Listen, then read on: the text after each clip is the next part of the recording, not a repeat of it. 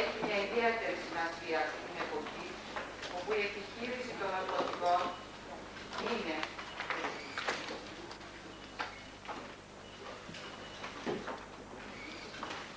ακούγεται? Λοιπόν, το Διεθνές Φόρουμ της ΛΙΑ έχει... Σέντε. Ακούγεται?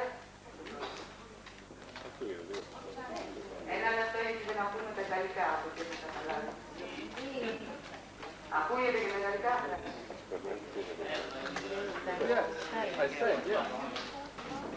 Το 4 είναι τα γαλλικά. Το Διεθνές Φόρουμ της ΛΙΑ έχει μια ιδιαίτερη σημασία αυτή την εποχή όπου η επιχείρηση των ναρκωτικών είναι όσο ποτέ άλλο και αυστηρή, με προπολογισμό ρεκόρ $200 δισεκατομμύρια. Περισσότερο από 90.000 άτομα στις ΗΠΑ απασχολούνται αποκλειστικά με το κοντρεμπόριο των παράνομων ουσιών, ενώ 1 εκατομμύριο άτομα κρατούνται στις φυλακές για εγκλήματα που σχετίζονται με τα ναρκωτικά. Το κράτος όπου επικρατεί ο αυστηρότερος κατασταλτικός νόμος παρατηρείται το νούμερο των 30 εκατομμυρίων χρηστών, ενώ μόνο στη Νέα Υόρκη 200.000 τοξικομανείς είναι φορείς του ιού του AIDS. Εάν επιστρέψουμε στην Ελλάδα, μια χώρα με πληθυσμό 10 εκατομμυρίων, οι επίσημες στατιστικές αναφέρουν 80.000 χρήστες ηρωίνη για το 1989. Είναι ένας αριθμός που δυστυχώς αυξάνεται τρομακτικά. Δεν θέλω όμως να επιμένω άλλο στις καταστροφικές συνέπειες της κατασταλτικής πολιτικής. Χρειαζόμαστε απαραίτητες καινούριες λύσεις. Εύχομαι σε αυτό το συνέδριο οι εκπρόσωποι 15 κρατών να μας τις προσφέρουν ουσιαστικά και όσοι δεν συμμετέχουν να μπορέσουν να αντιδεχτούν επιδημαϊκά. Θα μας απευθύνει τώρα χαιρετισμός ο νέος δήμαρχος της Αθήνας, κ. Αντωνίου. Σας ευχαριστώ. Σας καλωσορίζω στην πόλη των Αθηνών, σύμβολο ενός τρόπου ζωής που δεν θα έπρεπε να χρειάζεται ναρκωτικά. Καλωσορίζω ιδιαίτερα τις φίλες και τους φίλους που έρχεστε από μακρινές χώρες. Χαιρετίζω ιδιαίτερα αυτή τη στιγμή την πρωτοβουλία της Διεθνούς Αντιαπαγορευτικής Ένωσης και του Ελληνικού Τμήματος να οργανώσει αυτή την εκδήλωση. Θα παρακολουθήσουμε μια ολόκληρη αντιπροσωπεία. Θα ήθελα με αυτόν τον χαιρετισμό να υπογραμμίσω κάποιες εισαγωγικές κατευθύνσεις πάνω στις οποίες στοχεύουμε να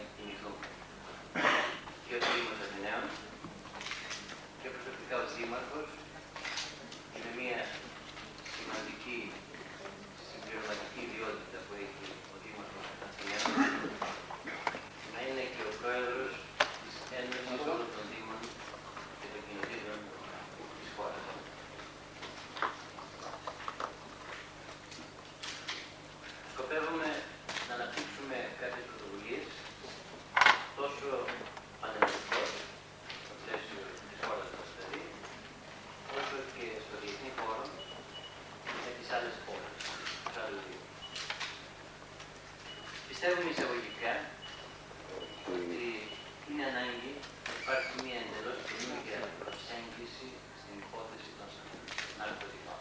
Μια ριζοσπαστικά καινούργια προσέγγιση. Η εξαιρετική έμφαση που μέχρι σήμερα δίνεται στην αστυνομική πλευρά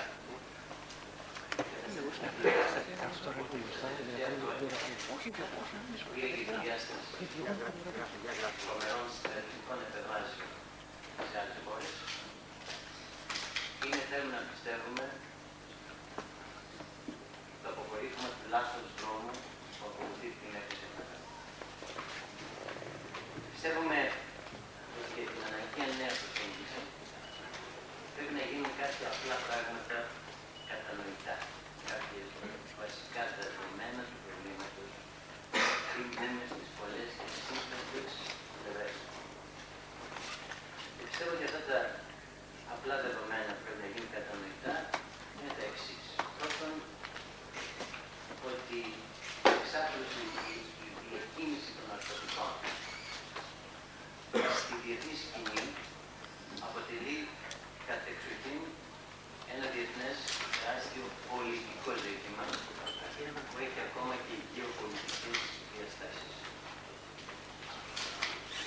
Παράλληλα, ότι αποτελεί ένα οργανικό κομμάτι, όχι απλώς περιφερειακό, ένα οργανικό κομμάτι του σημερινού παγκόσμιου οικονομικού, χρηματιστικού, τραπεζικού συστήματος.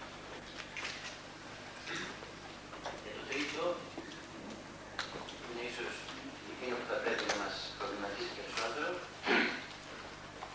είναι ότι ο στόχος των ναρκωτικών, ο στόχος της διακίνησης των ναρκωτικών, που είναι στην εποχή μας οι φτωχές τάξεις και η νεολαία, στη μεγάλη έκθεση, εμπίπτει σε αυτά τα δύο χαρακτηριστικά, τα πολιτικά και τα οικονομικά. Πιστεύω ότι έχει αποδειχθεί ότι αυτή τη κλίμακος η τεράστια εξάπλωση των ναρκωτικών στο διεθνή χώρο και ο τρόπος με τον οποίο γίνεται έχει και μια πολιτική διάσταση στην κατεύθυνση της εξουδετερώσης πολιτικά και της περιθωριοποίησης ολόκληρων κοινωνικών μαζών, όπως είναι οι φτωχές τάξεις και η νεολαία. Στη συνέχεια, σε σχέση με το δεύτερο χαρακτηριστικό που ανέφερα, το οικονομικό, είναι ένας μηχανισμός που βάζει μέσα στην παγκόσμια συσσόρευση την οικονομική ακριβώς στις περιφερειακές τάξεις. Αυτές τις τάξεις δεν μπορούσαν αλλιώς να μπουν στον παγκόσμιο καταμερισμό της εργασίας. Φυσικά, παράδειγμα, στην διαδικασία παγκόσμιας συσσόρευσης. Ένα άλλο χαρακτηριστικό που πρέπει από την άλλη μεριά να κατανοήσουμε είναι ότι αυτό που λέμε χρήση των ναρκωτικών είναι καιρός να αντιμετωπιστεί επίσης και πρωτίστως θα έλεγα σαν εκείνος που μπήκε στο πολιτικό στόχαστρο αυτής της διαδικασίας και να αντιλάβεται η λέξη σαν το πολιτικό και κοινωνικό θύμα αυτής της παγκόσμιας επιχείρησης που είναι άριστα οργανωμένη. Με βάση αυτά πιστεύουμε ότι πρέπει να μπει σε νέα βάση η υπόθεση των ναρκωτικών και σε νέα βάση θεσμική, απόκριση διεθνούς και εθνικής νομοθεσίας, αλλά και από την εν γέννη λειτουργική αντιμετώπιση του προβλήματος. Το πρώτο σημείο είναι ότι θα πρέπει να γίνει μια συστηματική παγκόσμια ενημέρωση, να αποκαλυφθεί η αλήθεια των ναρκωτικών και να φύγει η ιδέα της ενοχής και του στίγματος που εστιάζεται αυτή τη στιγμή πάνω στο χρήστη. Πρέπει να αποκαλυφθεί αυτό το σύστημα, το οποίο είναι τόσο καλά οργανωμένο στο διεθνή χώρο. Δηλαδή να γίνει η πολιτική αποκάλυψη του συστήματος. Από την άλλη μεριά, με αυτή τη βάση να διαιρεθεί η αντιμετώπιση. Το ένα σκέλος είναι πράγματι ένας πόλεμος κατά εκείνων που ευθύνονται για την οργάνωση αυτού του συστήματος, για τη διακίνηση των ναρκωτικών, και μια εντελώς διαφορετική αντιμετώπιση του χρήστη στο πλαίσιο των χαρακτηριστικών που είπαμε νωρίτερα. Θέλω να υπογραμμίσω ιδιαίτερα, θα μιλάμε για χρήση ναρκωτικών σήμερα, και αν προσεκτικά κοιτάξει κανείς, συνήθως θα δει τα πιο ασυμβίβαστα και λαμπερά μυαλά μιας κοινωνίας. Στοιχεία τα μυαλά, τα οποία η εποχή θα μπορούσε να βρει τον άλλο δρόμο. Αλλά ο τρόπος που είναι οργανωμένη η ζωή, αυτά τα μυαλά θα εκπληρωθεί στο περιθώριο και όλο αυτό το σύστημα στο οποίο αναφέρθηκα θα εξωθεί όλο περισσότερο στο περιθώριο με στίγμα απάνω. Αυτή είναι η φοβερή πολιτική και κοινωνική διάσταση πέραν από την οικονομία. Θέλουμε τώρα, για να μην με ακρηγορήσω, σε κάποια στοιχεία ενός τρόπου αντιμετώπισης που σκεφτόμαστε και κάποια στιγμή ο Δήμος Αθηναίων θα παρουσιάσει ένα συστηματικό πρόγραμμα. Καταρχήν, μιλώντας για την Ελλάδα πια, πιστεύουμε ότι είναι καιρός να φύγει η ευθύνη των ναρκωτικών από το κράτος. Το κράτος όχι απλώς απέτυχε, αλλά όξισε το πρόβλημα, το βάθινε περισσότερο. Και το επιδίνωσε κάθε φορά που το άγγιξε. Είναι καιρός το ζήτημα των ναρκωτικών να περάσει πιο άμεσα στην κοινωνία, στην ευθύνη της κοινωνίας, και εδώ πιστεύουμε ότι από πλευράς οργανωμένης πολιτείας η αυτοδιοίκηση μπορεί να παίξει τον ρόλο που δεν μπόρεσε να παίξει το κράτος. Θα ήταν κοινοτυπία, αλλά θα επαναλάβω ότι σε αυτό το πλαίσιο αυτό που λέμε πρόληψη είναι το κυρίαρχο στοιχείο. Αλλά θέλω να του δώσω και 2-3 επιμέρους χαρακτηριστικά. Πρώτα απ' όλα, είναι ανάγκη να αρχίσουμε, και αυτό το εκεί έχουμε να προσπαθήσουμε να κάνουμε στην Αθήνα, να αρχίσουμε να ζούμε με έναν νέο τρόπο ζωής. Να αποκτήσει νόημα η καθημερινότητά μας. Να μπορέσει η καθημερινότητά μας να δώσει διέξοδο στην ανησυχία μας, στην πολιτική μας αγωνία, στην πολιτική μας αγωνία, στην παραγωγική μας αγωνία. Να μπορούμε δηλαδή να απογειωθούμε μέσα στην καθημερινότητα της ζωής, και να μην χρειάζεται να απογειωθούμε μπροστά μας. Αυτό κάποτε σε αυτόν τον τόπο ήταν η ιδέα του πνεύματος του Ολυμπισμού. Αυτό ήταν ο Ολυμπισμός. Ο Ολυμπισμός δεν ήταν μια διαδικασία διευμίας ή δικτύων τηλεόρασης ή δικτύων παγκοσμίων αναψυκτικών. Ήταν ακριβώς ένας άλλος τρόπος ζωής. Ένα άτομο σε ισορροπία με το κοινωνικό του σύνολο, με το πολιτικό του περιβάλλον, το φυσικό του περιβάλλον. Συνεπώς, άλλος τρόπος ζωής. Δεν είναι η μεγάλη πολιτική και κοινωνική πρόκληση της εποχής μας. Όσο συνεχίζεται ο σημερινός τρόπος ζωής σε πόλεις σαν τη Νέα Υόρκη, είναι σύμβολο ακριβώς των στατιστικών που ακούσαμε πριν. Και που αυτός ο τρόπος ζωής ευτυχώς σε πολύ πιο περιορισμένο βαθμό υπάρχει σε άλλες πόλεις. Εμείς ευτυχώς έχουμε ένα μικρό κλάσμα αυτού του προβλήματος, αλλά το έχουμε. Όσο υπάρχει ο σημερινός τρόπος ζωής, τα ναρκωτικά δεν θα υπάρχουν.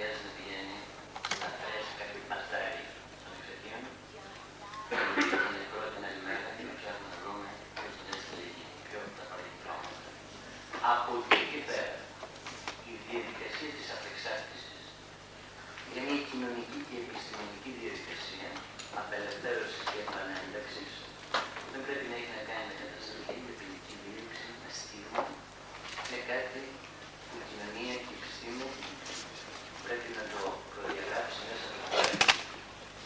Είναι μια διαδικασία απελευθέρωσης και επανένταξης. Όταν στο περίπτωμα αυτής της ηλικίας υπάρχουν και άλλες επιλογές ενός άλλου τρόπου ζωής που κάποια στιγμή με ενισχύει αυτού του συγκεκριμένου ατόμου να βρίσκει μια άλλη δημιουργική διαδικασία. Είναι σημαντικό ότι οι πολιτικές νεολαίες της Ελλάδος έχουν από κοινό υπογράψει ένα πρωτόκολλο συνεργασίας στο οποίο περάσει το πολιτικό και κοινωνικό ζήτημα. Θα παρακολουθήσουμε με ενδιαφέρον τις εργασίες της συνεδρίου σας. Ελπίζουμε να έχετε, όσο γίνεται, συγκεκριμένες προτάσεις. Να γράψετε, σας παρακαλώ, την ΑΘΗΝΑ στην παγκόσμια προσπάθεια σωστής αντιμετώπισης του προβλήματος. Είναι τιμή μου να μπορώ αυτή τη στιγμή να ανοίξω τις εργασίες της συνεδρίου σας.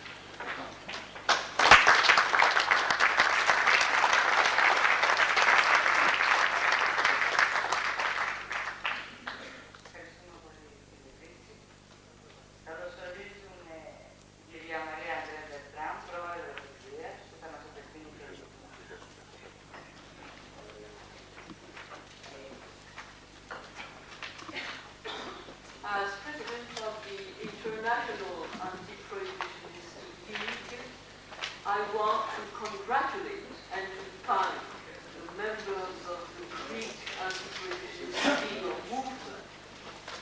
I want to congratulate them for having managed in a relatively short period of time to organize locally the movement against prohibitionism and also to have been able to involve political leaders and many other influential people here in Greece in this movement.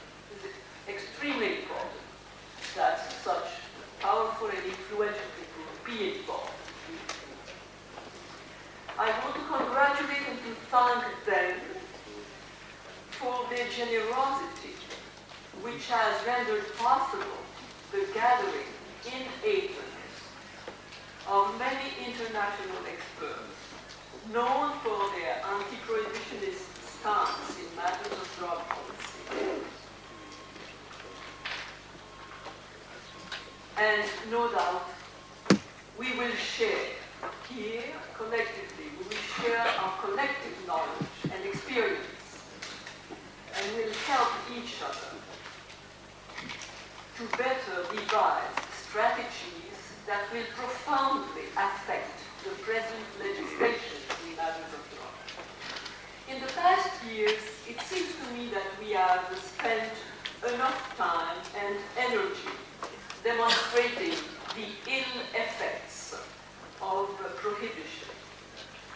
We must now turn resolutely to another task, that of developing models of legal control similar to those in place for the present legal substances, namely alcohol.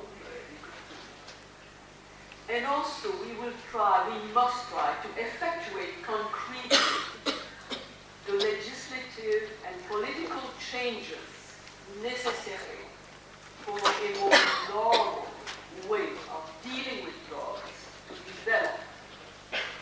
We must work at that collectively. By engineering, as they did, international conventions that bind us unreasonably and inhumanly to dealing with drugs, as we did with the Convention of 1961, that of 1971, that of 1988, the United States has built the case for a response, a strong response, that has to be transnational, since our common enemy is international. These are the international conventions. Our national drug policies, all framed in these international considerably the relationship, as the mayor just said, the relationship between countries, and impose, for instance, unbearable economic and cultural constraints to the region and countries that produce illegal drugs. These international conventions dictate the manner in which drug users and traffickers must be punished. This is unreasonable. This is inhuman. There has to be a stop to that. We have to put collectively a stop to the incarceration, for instance, of so-called drug offenders under the pretext that incarceration will cure them, whereas we know full well that using drugs and trafficking in drugs are a common occupation, a daily occupation of prisoners. And we know full well also that it is the illicit, illegal quality of the substances that has contributed so much to the corruption of prison staff, of police officers. We do have to depenalize, decriminalize, legalize, normalize our social response to the now illicit drugs. I thank you.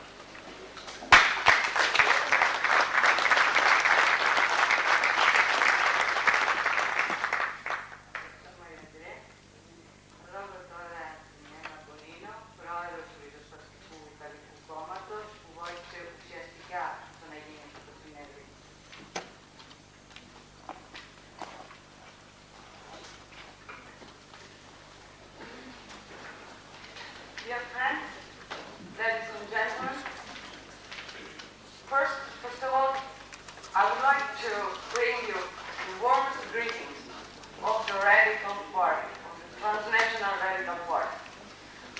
On behalf of these 4,000 members, let's say of this tiny, some way miraculous organization, to which everybody can remember, not only apart from sex or religion, but also apart from nationality. Years ago, we thought that the most important problem of our time cannot be solved in an adequate way at national level. Everything in our world is international or transnational. Economy, information, environment, environmental catastrophes, etc., etc. The only thing that remains nationally bounded is the political system and the view of the politicians. Everybody, they really think that they can solve the pollution problem in the Italian national parliament, which is something crazy. Even if simply if you announce and you say, we will solve the pollution in the Italian parliament, everybody will begin to laugh, of course. It's not true. But they keep in remaining absolutely bound to national systems. That's why we, in some way, launched the campaign of organizing a transnational radical party. In fact, every international meeting of government, for instance, they take decisions, let's say on prohibition, for instance, and these decisions are then approved almost automatically in the national parliament. They meet, governments meet in Caribe, Washington, wherever it is, Amsterdam, then they come back to their own national parliament, and the national parliament automatically they approve, because it has been decided in Caribe or Amsterdam or Washington. Now, we think that we do not want to come out as a loser in this battle. We have to build other, different international organizations which can in some way oppose to this absolute folly. And we are trying to do it. And all of us, from Moscow to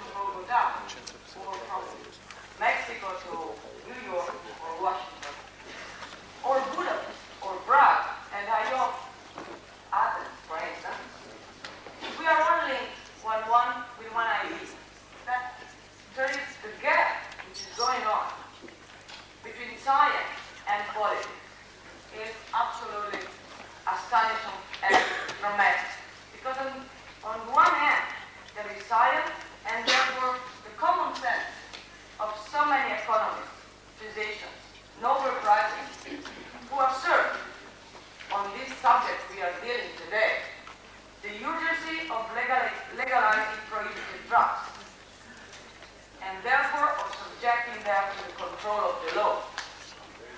And on the other hand, there is a political work which, whether in good or in bad faith, I don't know, I don't want to judge at this moment, this political work continues to propose wars on drugs. And these wars are inevitably doomed to failure. It's enough to have a picture of what's going on. I'm not saying it's failing. To take a picture of the results of the drug wars, the picture will say, we tell you that it has been a failure. So, that's why we are interested, not only in building the convention of radical parties, mainly on three items: prohibition and anti-prohibition, environmental catastrophes, death penalty, and so on. We are building some instruments, different instruments, that we are really very happy to put at your disposal, because we think that this campaign is the campaign of all of us. But apart from that, we are a party, which means that the aid, on the other hand, will have to, it is for us to launch our non-violent mass activity. An activity that is a testimony, because this battle, as others, in order to be successful, must count both on the institutional initiative and on the mobilization of the consciences and public opinion. Let me simply say that this is the reason of our collaboration with you and with the LIA, the absolutely autonomous existence of which is extremely dear to us, as it is the existence of the Greek organization and of the radical party itself. Let me simply conclude that, of course, we, the anti-prohibitionists, all know that history will prove that we were right. If this history will be a history of justice, of freedom, of rights, tolerance and life, and not the history of death of our juridical civilization.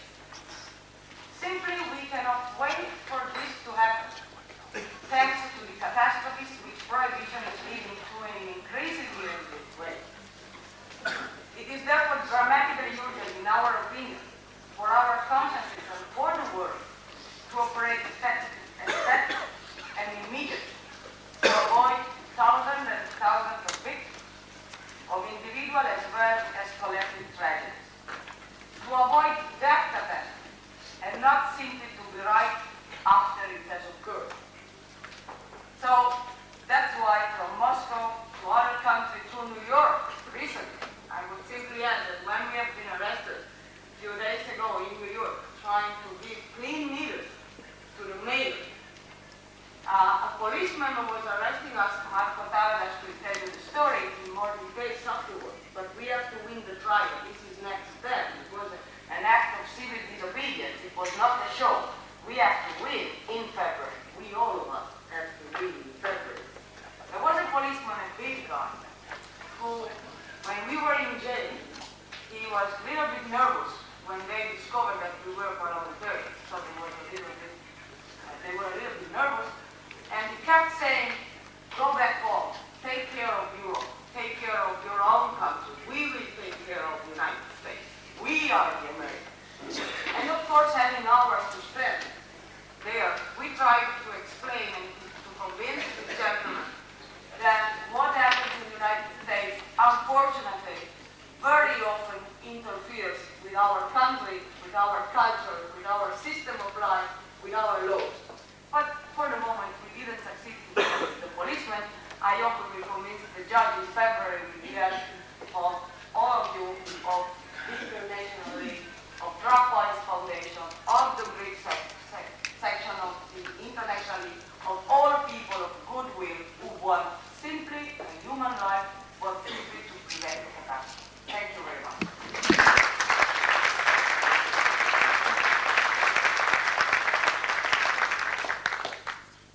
Ευχαριστώ πάρα πολύ, Άννα. Περνάω και το Προεδρείο.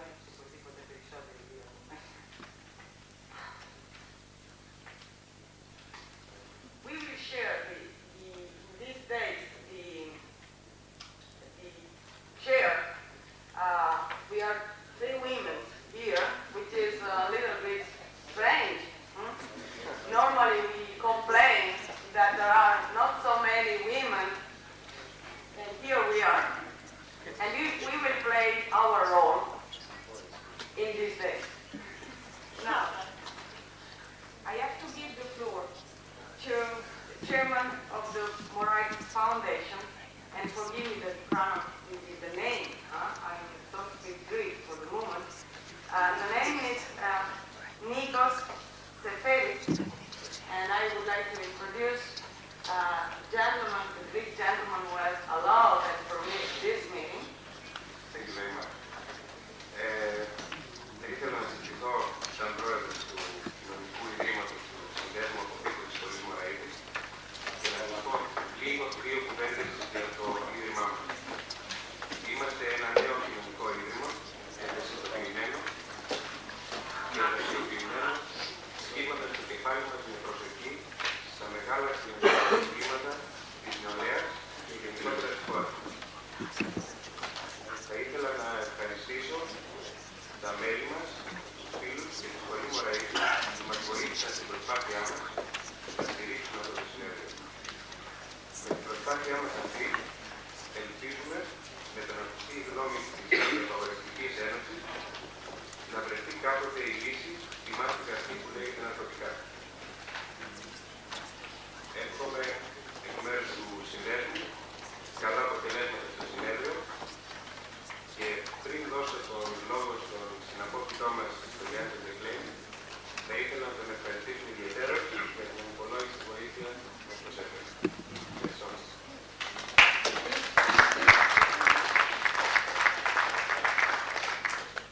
Το επίθετο συναπόφητος που μας έδωσε ο συμμαθητής μου, πολύ νεότερος Νίκος Ζαφέρης, με νομιμοποίησε αναπόφητο κάποιου σχολείου από τις αποβολές που είχα από σχολείο σε σχολείο όταν ήμουν πολύ νέος, δεν θυμόμουν να κάνω αναποφύτησα.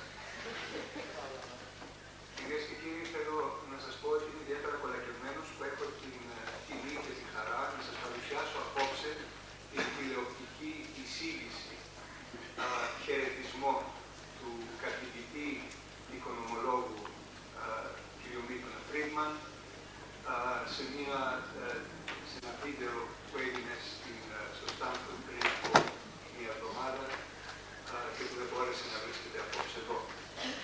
Ο νομπελίστας οικονομολόγος Μίλτον Φρίντμαν, ο γκούρου της ελεύθερης οικονομίας, της φιλελεύθερης οικονομίας, είναι γνωστό πόσο ακραίες θέσεις, τολμηρές, νεανικές θα έπρεπε να πει κανείς, έχει πάρει για το πρόβλημα των ναρκωτικών με προτάσεις πολύ θετικές και πολύ γενναίες για την διαπαγόρευση.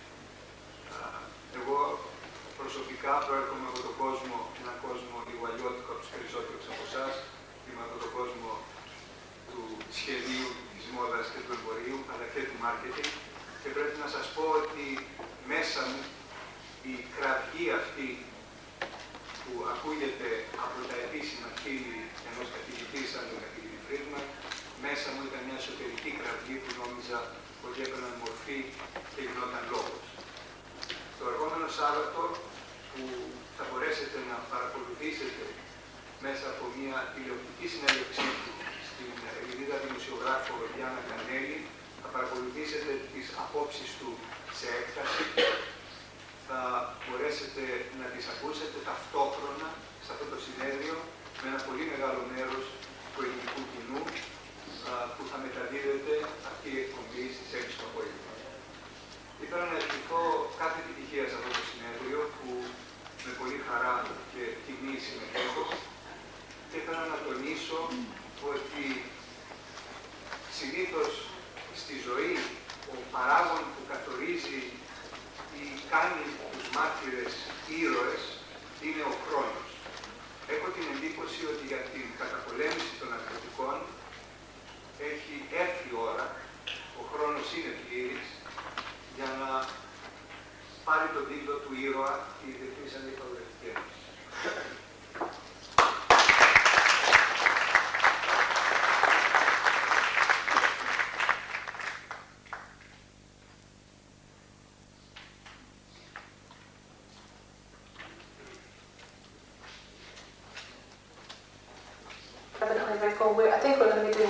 an official delegation to the prisons because it's been an ISA. It's an interesting.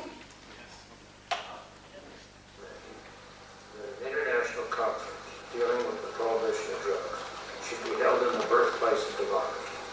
There is no more fitting place for it to be held. Few governmental measures these days are doing more to interfere with human freedom than to the attempt to enforce laws which cannot be enforceable. I wish I could be with you in Athens. Unfortunately, I cannot be. But I would like from a distance, from a country which in many ways has been one of the most guilty contributors to the problems of drug prohibition, from the United States of America, I would like to welcome you to this conference, to wish you a successful outcome, to wish that the participants in this conference, whether they be from Greece, from the U.S., from Britain, from Colombia, wherever they may come from, may jointly exercise an influence in their own countries that will lead to a satisfactory resolution of the crime mess that we have gotten ourselves into, and the drug tragedy that is unfolding in all of our countries. Sorry I cannot be with you. Thank you.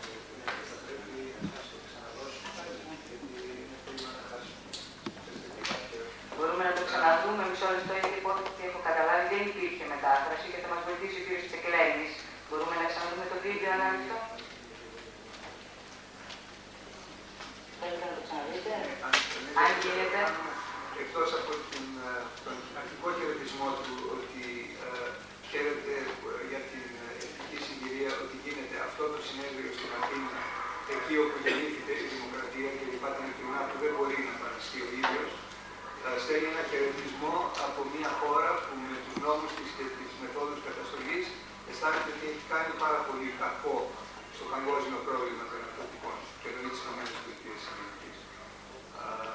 Νομίζω αν... Ευχαριστούμε πάρα πολύ. Οι απόψεις του άλλωστε σε πολύ μεγάλη έκταση θα ακουστούν το Σάββατο, διότι παίρνει μια πλήρη θέση. Λοιπόν, θα κάνουμε τώρα 5 λεπτά διάλειμμα και θα ξαναπάρουμε σε 5 λεπτά ώστε να είμαστε εδώ πέρα, εντάξει.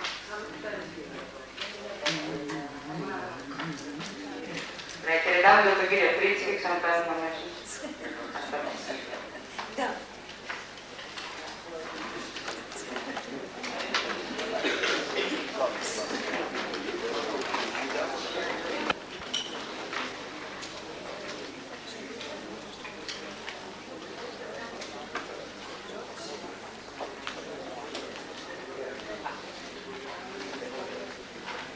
Το λόγο τώρα της κυρίας Βούδα, ελεκτικό μέλος του Ελληνικού Τμήματος της ΛΙΑ.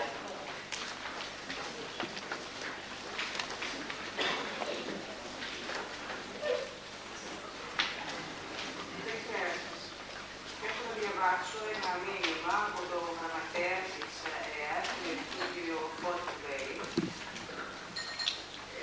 που επιτακτική και επίγοντα ενσχόληση δεν το επιτρέπει να παρασταθεί στη σημερινή συνεδρία μας. Ελπίζω να είναι αύριο μαζί μας. Λοιπόν, το μήνυμα είναι το εξής. Έκτακτη και επίγοντα απασχόληση δεν μου επιτρέπει να παραστώ στη σημερινή συνεδρία σας. Θέλω όμως να εκφράσω την πλήρη υποστήριξή μου στους στόχους της Διεθνούς Αντιαπαγορευτικής Ένωσης και τη θέλησή μου να συμβάλλω σε μια νέα αντικαταστατική θεώρηση του προβλήματος των ναρκωτικών στην Ελλάδα. Πρώτη σπουδαία. Επίσης, το ελληνικό τμήμα της ΛΙΑ αισθάνεται σήμερα την ανάγκη να αποτίσει φόρο τιμής στη μνήμη του ανθρώπου και γιατρού Ανδρέα Λινού, που στα τελευταία χρόνια της ζωής του αγκάλιασε το αντιαπαγορευτικό κίνημα μας βοήθησε πολύ σε όλες μας τις εκδηλώσεις και θα ήταν σήμερα ένας από τους συγκητές αυτού του χώρου. Ο Ανδρέας Λινός ήταν γιος του μεγάλου παιδαγωγού Δημήτρη Λινού. Ήταν καθηγητής στο Harvard της Αμερικής, σταδιοδρόμησε στον τομέα της μοριακής βιολογίας. Έχει κάνει πολλές εργασίες πάνω στο αλκοόλ και στην κάναβη. Τα τελευταία χρόνια ασχολήθηκε με την δημιουργία του Ιδρύματος Λινού. Η ολοκλήρωσή του όμως διεκόπηκε με φυσικό θάνατο. Ευχαριστώ.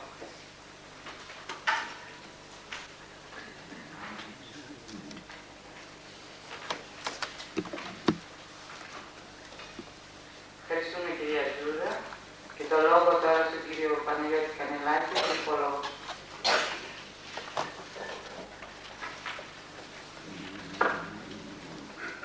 Θα ήθελα να αναφερθώ πολύ σύντομα στο αδιέξοδο και στον παραλογισμό στον οποίο οδηγεί η εξίσωση του κακοποιού με τον χρήστη και η εφαρμογή στην πράξη του συστήματος της αυστηρής καταστολής όπως αυτό ισχύει σήμερα, ειδωμένα αυτά από μια νομική όπτικη. Δεν γνωρίζω καμία χώρα στον κόσμο όπου να συζητιέται η αποποινικοποίηση αριθμάτων όπως είναι η ληστεία, η εκτίαση ή άλλα ελαφρότερα αριθμήματα όπως είναι η εξήγηση ή η σύμβαση. Και μάλιστα να γίνονται συνέδρια για την αποποινικοποίηση τέτοιων εγκλημάτων. Συζητιέται όμως ευρύτερα πλέον και σε διεθνές επίπεδο η αποποινικοποίηση της χρήσης ναρκωτικών ουσιών. Γιατί σίγουρα δεν είναι τυχαίο. Οι αιτίες είναι πολλές, τόσες όσα και τα επιχειρήματα που διαθέτει ο χώρος μας για να θεμελιώσει το αίτημά του για την αποποινικοποίηση. Και σίγουρα το βασικότερο, η βασικότερη αιτία είναι η αποτυχία του συστήματος της καταστολής. Μια αποτυχία η οποία είναι πασιφανής και αυταπόδεικτη και δεν χρειάζεται να επιχειρηματολογήσει κανείς ιδιαίτερα γι' αυτό. Θα αναφερθώ σε μια άλλη επιμέρους αιτία, γιατί έχει οριμάσει το θέμα και γιατί συζητάμε πλέον ευρύτατα το θέμα της αποποινικοποίησης. Ο χρήστης δεν είναι κακοποιός. Δεν έχει εγκληματική συνείδηση. Δεν θίγει ένομα αγαθά τρίτων με την πράξη του και γι' αυτό δεν υπάρχει και παθόν σε αυτή την πράξη που λέει δηλαδή χρήση ναρκωτικής ουσίας. Η ποινικοποίηση της πράξης αυτής είναι μια τεχνική κρατική κατασκευή η οποία αντιστρατεύεται το κατοχυρωμένο συνταγματικό δικαίωμα της ελεύθερης ανάπτυξης της προσωπικότητας του ανθρώπου. Ο αντισυνταγματικός χαρακτήρας της καταστολής αποτελεί και πρέπει να αποτελεί την θεωρητική θεμελίωση του αιτήματος για νομιμοποίηση της χρήσης. Πέρα από θετικές σκοπιμότητες που υπάρχουν, κοινωνικές, ανθρωπιστικές και πολιτικές και σίγουρα οικονομικές, η θεμελίωση του αιτήματος πρέπει να στηρίζεται σε αυτό το σημείο, ότι η απαγόρευση είναι αντισυνταγματική. Στην ποινική επιστήμη διδάσκεται ότι ο σκοπός της ποινής είναι διτός. Είναι η γενική και η ειδική πρόληψη. Η ειδική πρόληψη είναι η συγκράτηση του δράση από το να τελέσει νέα και η ειδική πρόληψη είναι ο παραδειγματισμός των τρίτων για να μην πράξουν τα ίδια. Στο θέμα της χρήσης των ναρκωτικών δεν ισχύουν, δεν λειτουργούν αυτοί οι δύο σκοποί του ποινής. Και γι' αυτό είναι και παράλογο να επιφυλάσσουμε τον χρήστη την ίδια τύχη με τον κακοποιό. Και δεν λειτουργούν στην πράξη και τον εξής λόγο. Η γενική πρόληψη θα μπορούσε να πει κανείς ότι λειτουργεί σε έναν βαθμό, στον βαθμό που αποτρέπει κάποια άλλα πρόσωπα να κάνουν χρήση ναρκωτικών. Όμως, στην πραγματικότητα, οι αυστηρές ποινές που ισχύουν για την χρήση δίνουν τέτοια δύναμη, τέτοια οικονομική εξουσία στον έμπορο των ναρκωτικών, ώστε του επιτρέπουν να εξουδετερώνει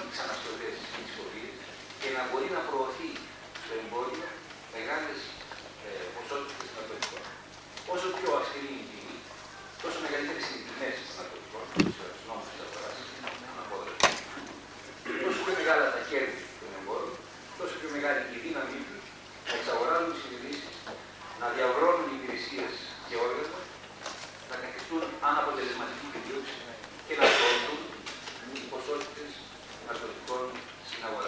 Συνεπώς, η γενική πρόληψη σίγουρα δεν ισχύει στην περίπτωσή μας σαν σκοπό της χρήσης. Το ίδιο ισχύει και την ειδική πρόληψη. Είναι αυτονόητο ότι κάποιος ο οποίος κάνει χρήση ναρκωτικής ουσίας και τον καταδικάζεις να πάρει φυλακή, του πολλαπλασιάζεις την ανάγκη την οποία ήδη είναι για παιδιό, για απομάκρυνση από την πραγματικότητα, γιατί αυτή είναι η συνήθιση αιτία της χρήσης ναρκωτικών. Συνεπώς, εκείνος ο οποίος έχει κάνει χρήση και καταδικάζεται να πάει φυλακή, είναι βέβαιο ότι καταδικάζεται να συνεχίσει και να επιτείνει την χρήση ναρκωτικών. Και εδώ υπάρχει και ένα επιμέρους στοιχείο παραλογισμού του ισχύοντος συστήματος εθνικής καταστροφής. Ο εξαρτημένος χρήστης δεν έχει τις ίδιες συνέπειες με τον μη εξαρτημένο. Προβλέπει ο νομοθέτης κάποια ελαφρότερη μεταχείριση, παραπομπή σε θεραπευτικό κατάστημα σωματικού χαρακτήρα.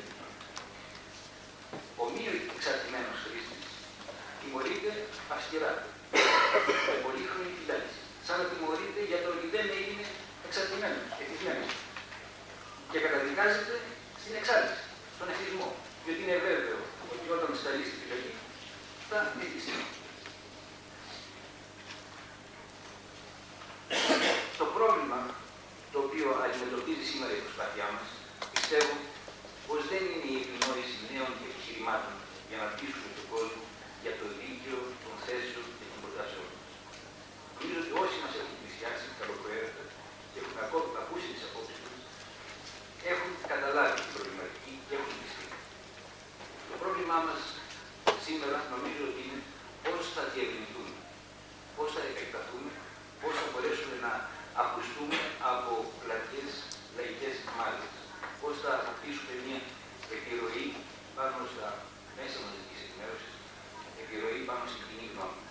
Και νομίζω ότι αυτό θα είναι το πιο ενδιαφέρον κομμάτι του συνεδρίου μας, θα ακούσουμε σκέψεις και προτάσεις πώς θα μπορέσουμε να επεκταθούμε.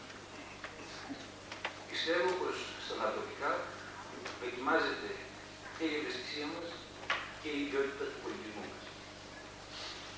Η στάση που παίρνει η πολιτεία απέναντι στο πρόβλημα των ναρκωτικών καθορίζει ιστορικά το πολιτισμικό της επίπεδο. Σε ποιο επίπεδο βρίσκεται σήμερα η κουλτούρα. Αυτό είναι το πρόβλημα.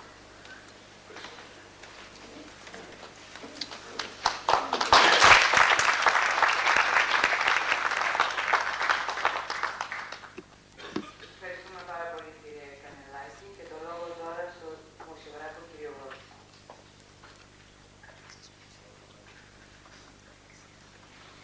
Ως δημοσιογράφος, φυσιολογικά θα μιλήσω για τα ναρκωτικά και τα μέσα ενημέρωσης.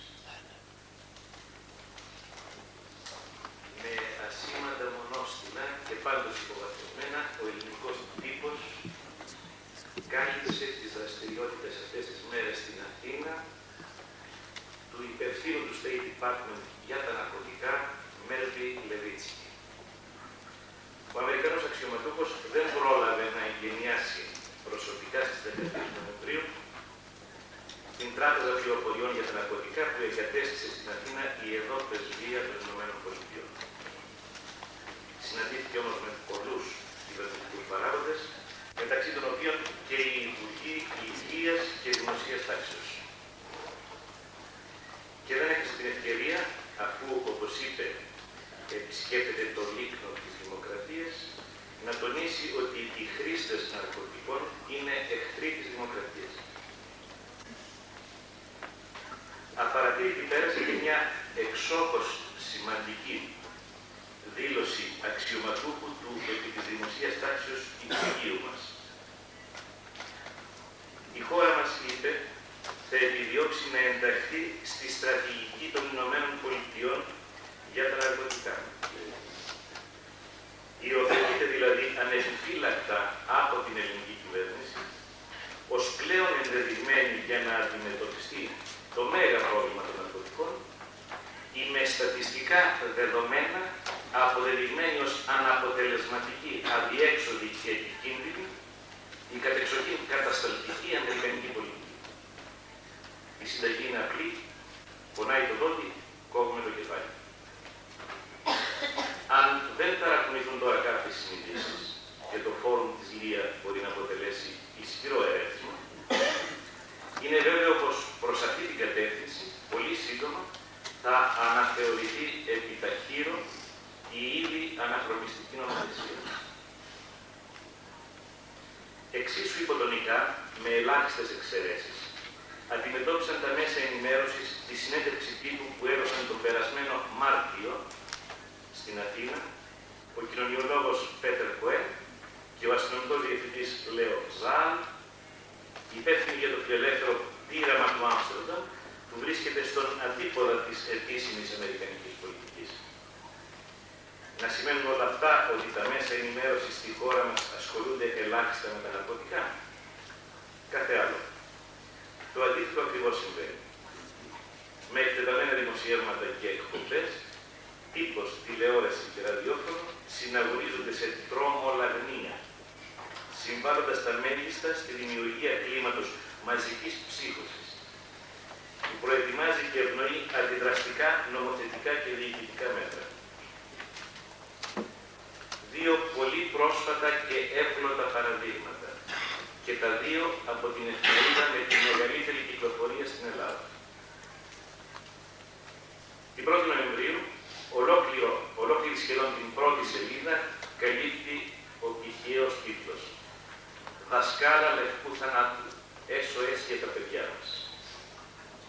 Το δισέλιδο ρεπορτάζ για την 26χρονη τοξικομανή δασκάλα από την επαρχία, που συνελήφθη έχοντας στην τσάντα της 8 γραμμάρια ηρωίνης και 3,5 γραμμάρια κοκαίνης, αρχίζει έτσι.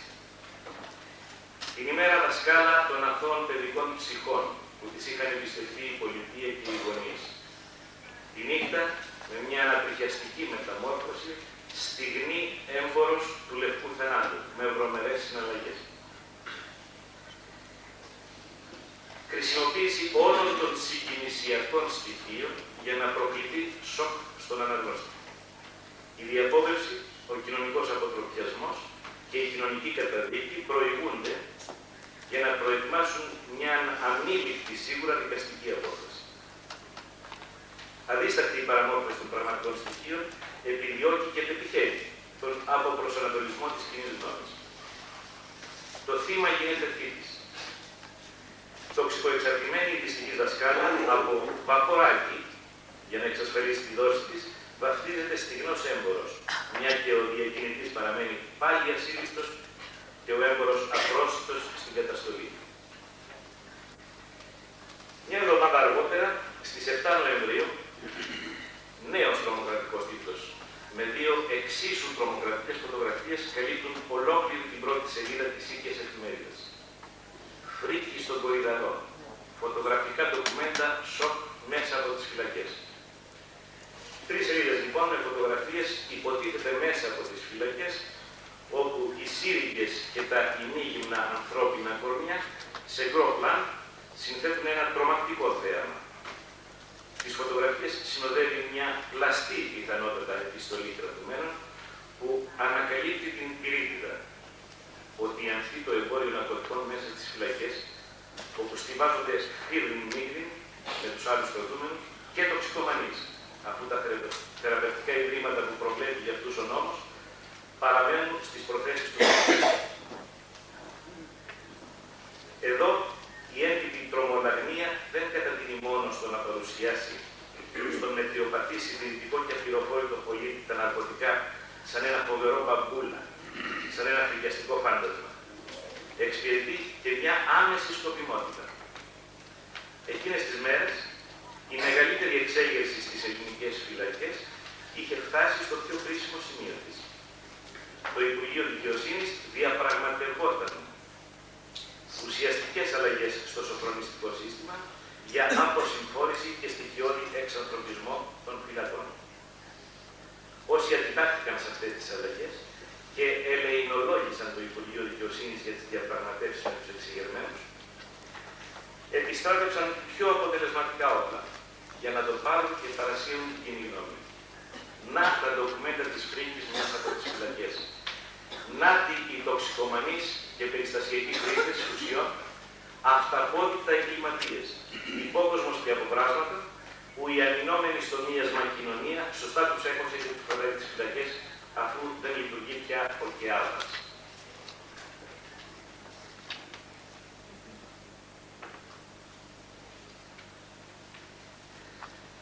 Αγαπητοί φίλοι, στα πολύπλοκα προβλήματα όπως αυτό των ναρκωτικών, ασφαλώς δεν υπάρχουν μαγικές συνταγές και απλές λύσεις. Αφετηρία, ωστόσο, ενός ολοκληρωμένου προβληματισμού, πιστεύουμε ότι αποτελεί η διαπίστωση ότι η παχυλή άγνοια εκτρέφει την προκατάληψη και τη δαιμονοπληξία στην αντιμετώπιση των ναρκωτικών. Για να εξοικειωθεί η κοινή γνώμη με έννοιες όπως ο διαχωρισμός των ουσιών, που αποτελεί κοινό τόπο για την επιστήμη, και με προτάσεις όπως η αποποινικοποίηση της κρίσης και να χτυπήσουμε τα ναρκωτικά στη ρίζα τους ως το πλέον επικερδές εμπόρευμα,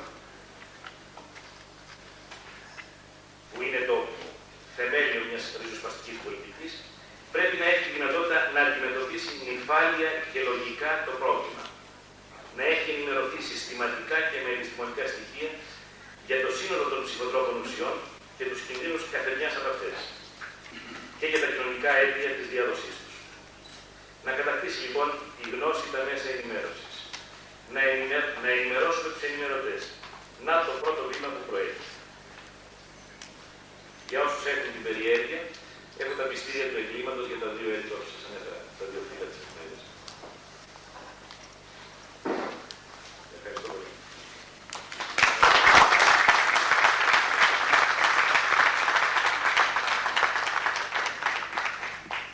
Ευχαριστούμε κύριε Βότση. Το λόγο στον κύριο Γιάννη Τσέγκο, ψυχίατρο και διευθυντή του Ανοιχτού Ψυχοθεραπευτικού Κέντρου.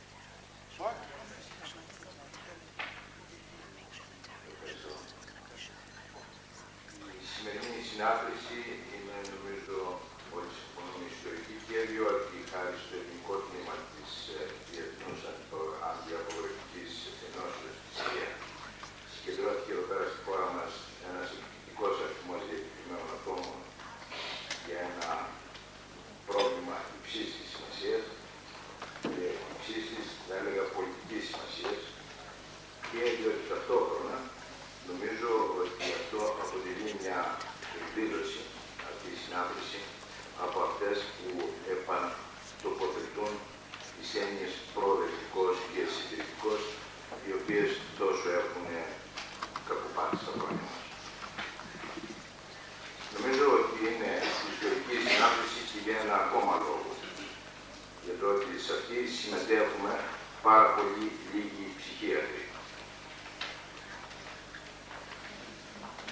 Γιατί είναι γνωστό ότι μέχρι τώρα ανάλογες εκδηλώσεις συνιστούσαν κυρίως συγκεντρώσεις ειδικών, οι οποίοι θεληματικά ή αθέλητα, με συνειδητή ή ασυνείδητη επιστημονικοφάνεια, προσεγγίζουν συνήθως το πρόβλημα μέσω των πολύ μικρών ή άσχετων πτυχών που παρουσιάζει, με αποτέλεσμα τον αποπροσανατολισμό της κοινής γνώμης και τη συνακόλουθη απρόσκοπτη δράση των εμπόρων των ναρκωτικών.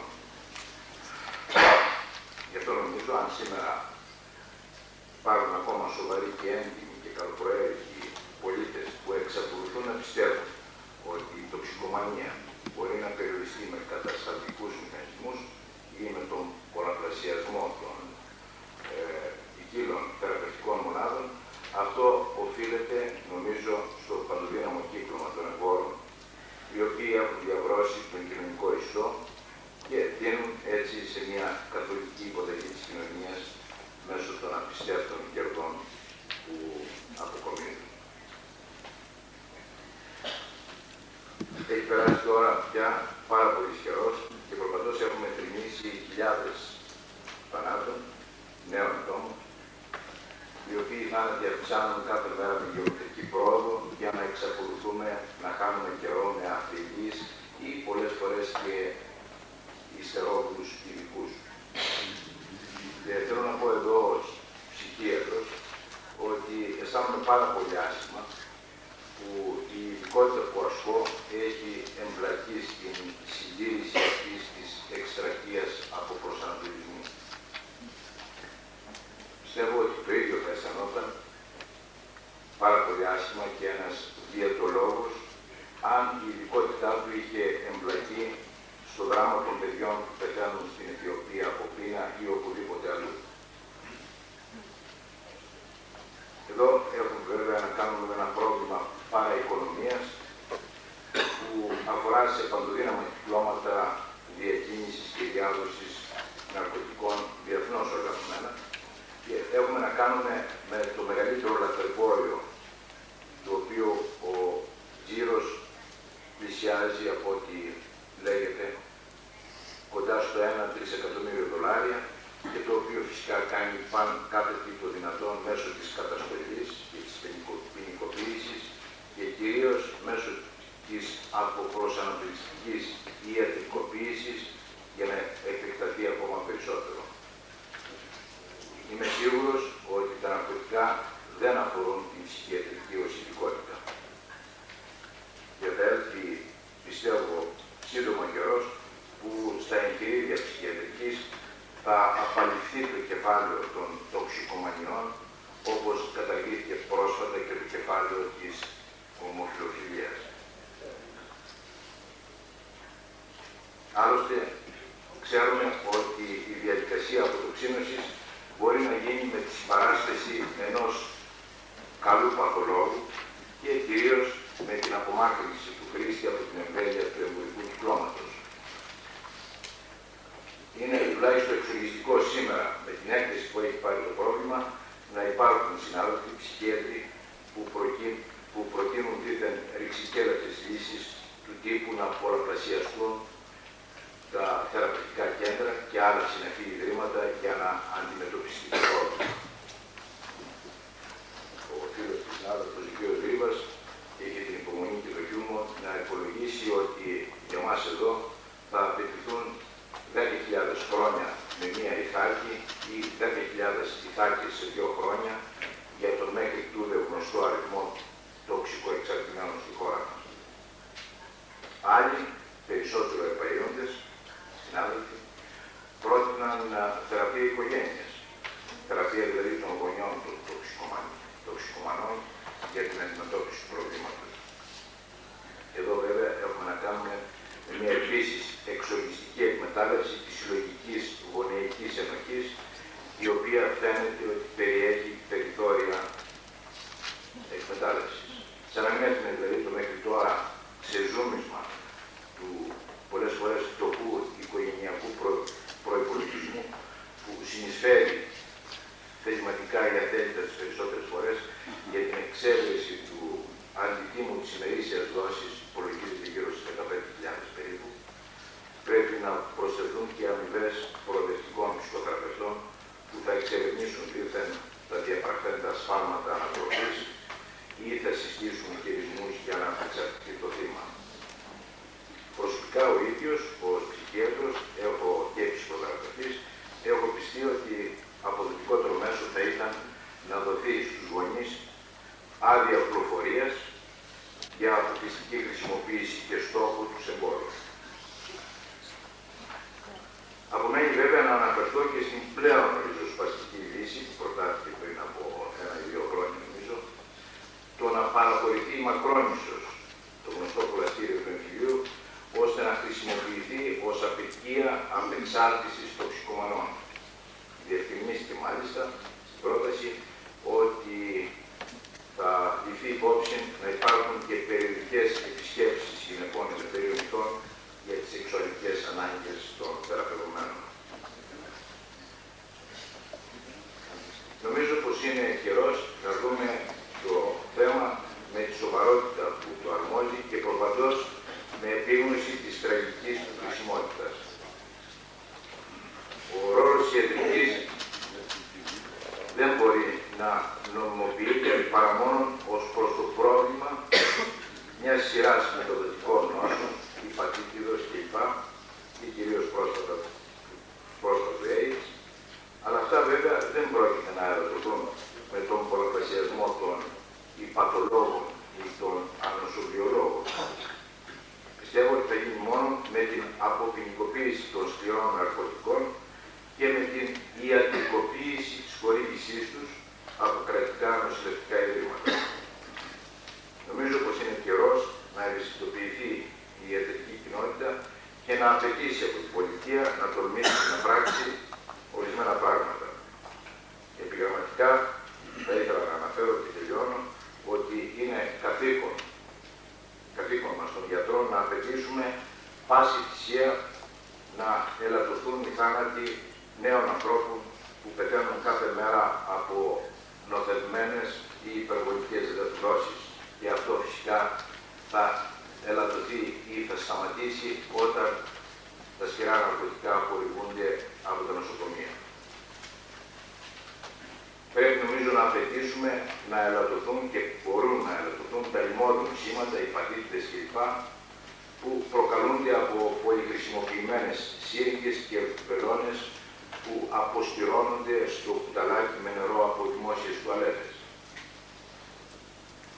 Κυρίως πρέπει να κάνουμε ό,τι είναι δυνατόν να ελαττωθεί η μετάδοση και η διάδοση του ιού του AIDS με την ερασιτεχνική πορνεία για την εξέβρεση της ημερήσιας δόσης. Και τελευταία, να ελαττωθεί στο ελάχιστο ο αριθμός των χρηστών, αφού με την ιατρικοποίηση της χορήγησης θα απομυθοποιηθεί, θα αποηρωικοποιηθεί και θα κυρίως αποπεριθωριοποιηθεί η πρέζα, μια και θα χορηγείται πλέον σε ιατρικό χώρο, όπου οι χρήστες θα πιστούν πολύ πιο εύκολα να αρχίσουν μια πραγματική και απρόσκοπτη διαδικασία αποτοξίνωσης. Τελειώνω εδώ και θα ήθελα ως εκπρόσωπος του Ανοιχτού Ψυχοθεραπευτικού Κέντρου, που είναι εκ των χορηγών της συνάρτησής μας, να σας καλέσω όλους απόψε στην δεξίωση, όπου θα μπορέσουμε να τα πούμε από κοντά. Σας ευχαριστώ.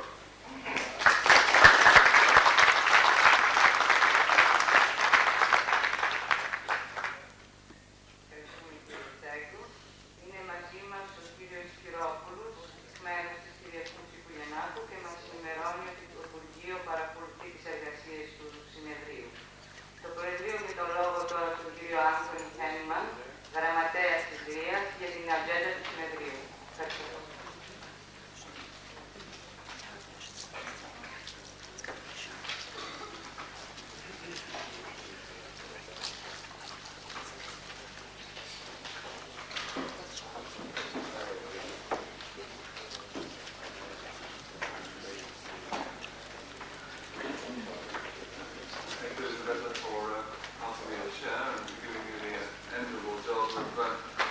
Introducing the agenda to this two-day meeting. For those of you that don't read Greek and who have not received by fax a copy of the original program that we drew up a couple of weeks ago, I would like just to sketch out a general idea of where we intend the sort of discussion to go, so that for those members of the audience that want to accompany a particular part of the discussion or that are planning to make a particular question, they will know more or less where in the 2 days of discussion they will be most suitably inserted. Other than some speeches this evening by some of our leading members who will be describing, highlighting particular aspects of our overall program,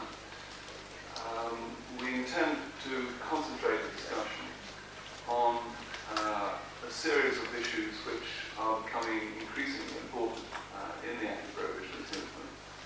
And for that reason, rather than begin, as would be more logical perhaps the case, tomorrow with a catalogue of the horrors and disasters that have been produced throughout the world by the war on drugs, which are undoubtedly very many, but which to many people might appear a rather sad and unfortunate way to begin an event which we hope will lead to sort of positive development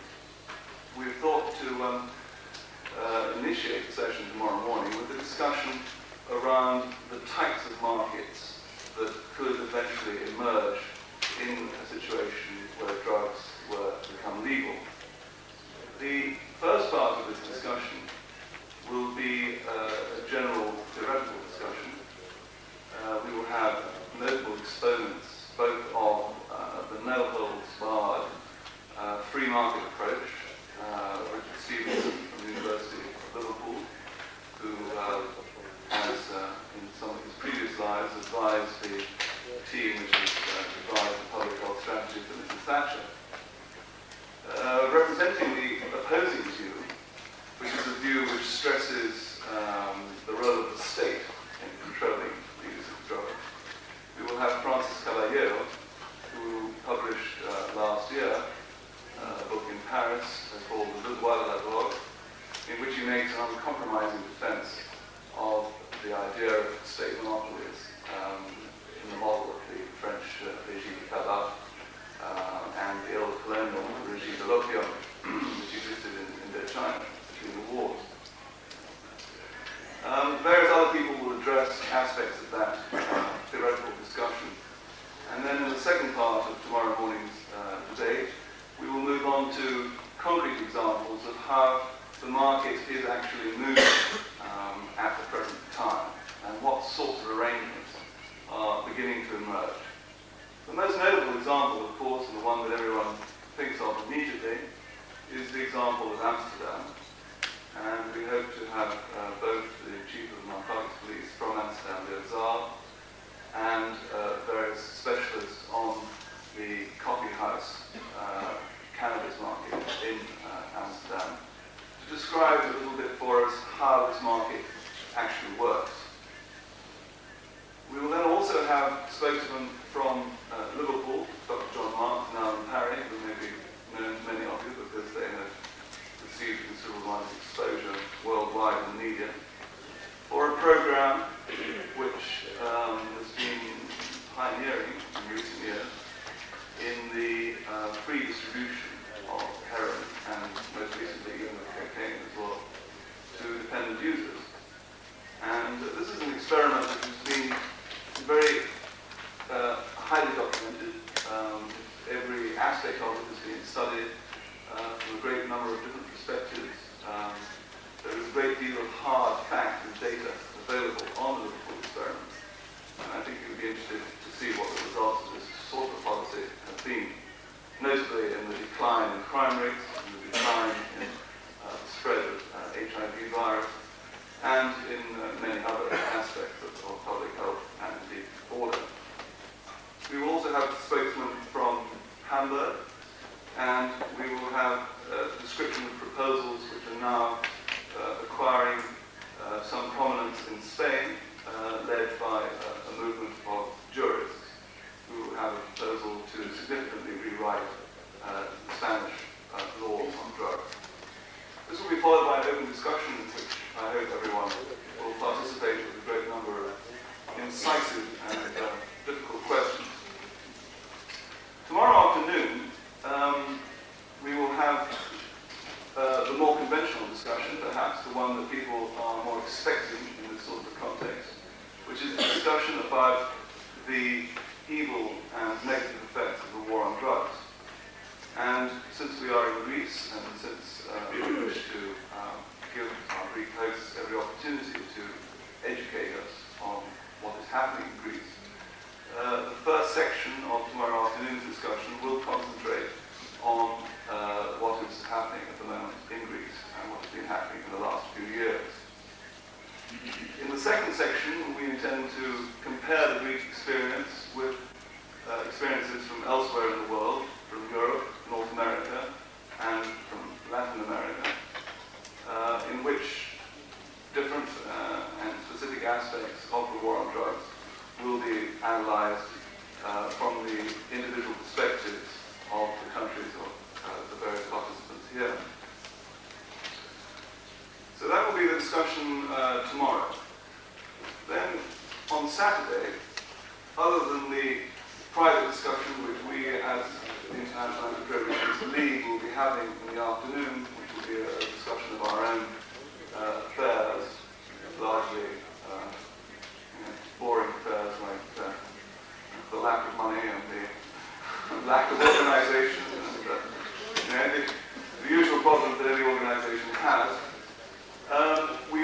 wish in the morning to make more of a public presentation, let's say, of the more positive and encouraging aspects of our activities, and highlight those specific campaigns in which we are beginning to become involved.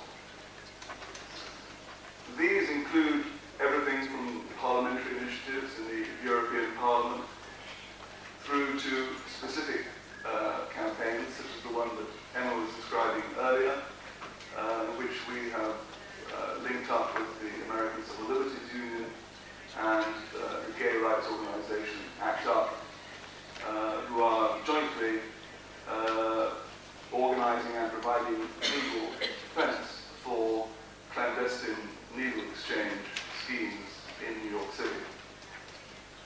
These are the schemes which have not been approved by the New York City Mayor and Health Commissioner, and they are very much under threat at the moment, and we feel that the example of New York is an example, this is a very bad example for the rest of the world, and is an example of how misguided and how ideologically biased the war on drugs has become in the United States.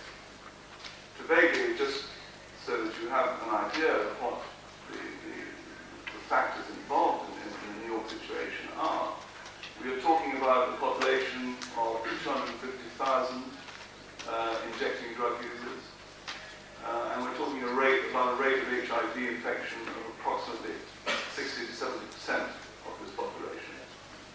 So that is 160 to 170,000 people who are likely to develop full-blown AIDS in the next 5 to 15 years. This is going to be a very large problem, and indeed has already become a very large problem. Already in the United States, the recent statistics have shown that over 10,000 people died of AIDS just in the first 6 months of this year. And I find it shocking, horrifying, and truly inhuman that a government that prides itself on its enlightened policies, its traditions of freedom, and its traditions of public health should be countenancing this type of epidemic in its midst without taking even the most basic measures of public health, which would be desirable and which have been scientifically proved to be effective elsewhere in the world. The second campaign, which we are wanting to emphasize at the present time, is the very misguided policy which has been pursued not only by the United States, but also by the United Nations Fund for Drug Abuse Control in the Andean countries, and notably in the Andean countries that are the producers of coca leaf, the raw material for cocaine. For many years we've heard a great deal of the need for more active and forceful intervention in these countries. Various scenarios have been put on the table by international authorities, including the widespread use of herbicides, the militarization of large areas of Bolivia and Peru, and indeed Colombia and Ecuador, Brazil, and many other neighboring countries.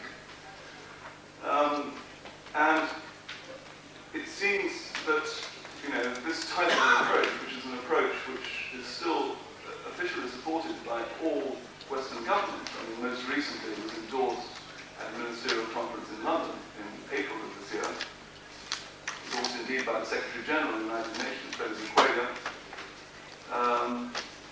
is an extremely misguided policy, a policy which indeed has already led to the emergence of a full-scale civil war in particular regions of Peru, has led to widespread strikes in Bolivia, has led to an escalating war of attrition between the state and trafficking organizations in Colombia, and is spreading that same model into the other neighboring countries, as I said before, Ecuador, Brazil, Paraguay, Venezuela, and so on.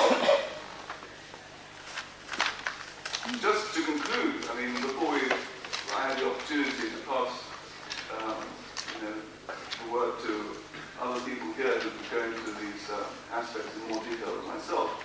Just to conclude on this subject of the coca leaf, I think it is it's a very significant accident that I happened to receive in my mail this morning a communication from one of our members who is the leader of coca growers union in the Valley of la Convención, which is in the department of Cusco in Peru, and is a very traditional area of coca leaf production. It is an area that has produced coca leaf for several thousand years. It was the area that produced coca leaf for the Incas before Spanish conquest. And it's an area which, up until now, has been spared the policies of crop substitution and crop eradication. The peasants from this area are at the moment putting forward a bill in Parliament in Lima to have this area recognised as an area of traditional cocoa production. And I feel that we, as the International Anti-Prohibition League, should do everything within our power to ensure that they are successful in getting this bill passed. If they get this bill passed, it will establish a precedent in national law, which will go into conflict with the precedent of the international conventions, which is the legislation that we're all up against, and will produce a very interesting situation in terms of constitutional balance, constitutional power between individual nation states and the international bureaucracies that Marie-André quite rightly pointed out at the beginning of her talk. So I think just to conclude, I would like to stress again that I think we have a great deal to learn from cultures throughout the world that have been able to use drugs in ways which are not socially damaging. I think we have a great deal to learn from examples not only in those remote areas of the world, but also in our own midst, amongst drug users who have established certain social and cultural ways of dealing even with the supposedly most addictive and damaging of substances. Concluding on this line, I remember the only reading I'd ever had about the drug situation in Greece was published in a book edited by Vera Rubin about 15 years ago, which was called precisely Cannabis and Culture. And I remember there was a very interesting article in that book which described the use of cannabis here in the ports of Greece, in the area around Athens. And I look forward to hearing from some of the Greek members here present to what extent the traditional use of cannabis has been studied, to what extent it has been defended, and to what extent it is still indeed extant as a traditional culture in Greece. Thank you very much.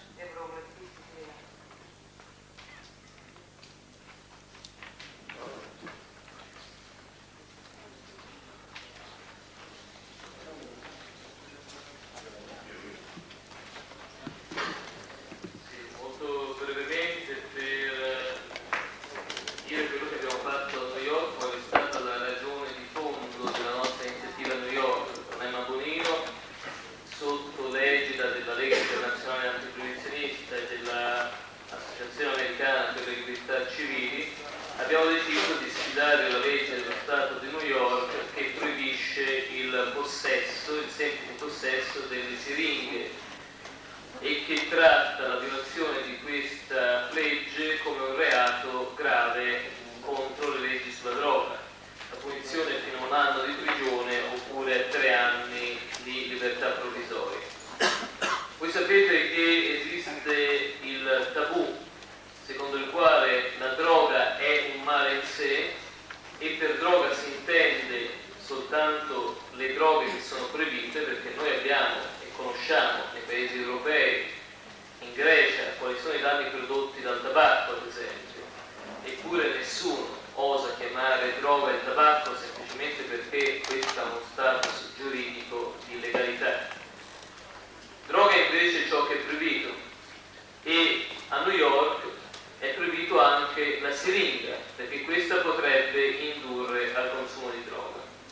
Il moralismo di Stato, che è veramente il rischio che noi corriamo quotidianamente quando su di noi intervengono le leggi che parlano di droga, in realtà si parla di moralità, non si parla di sostanza, di una moralità che viene imposta dall'alto e dall'altro da noi.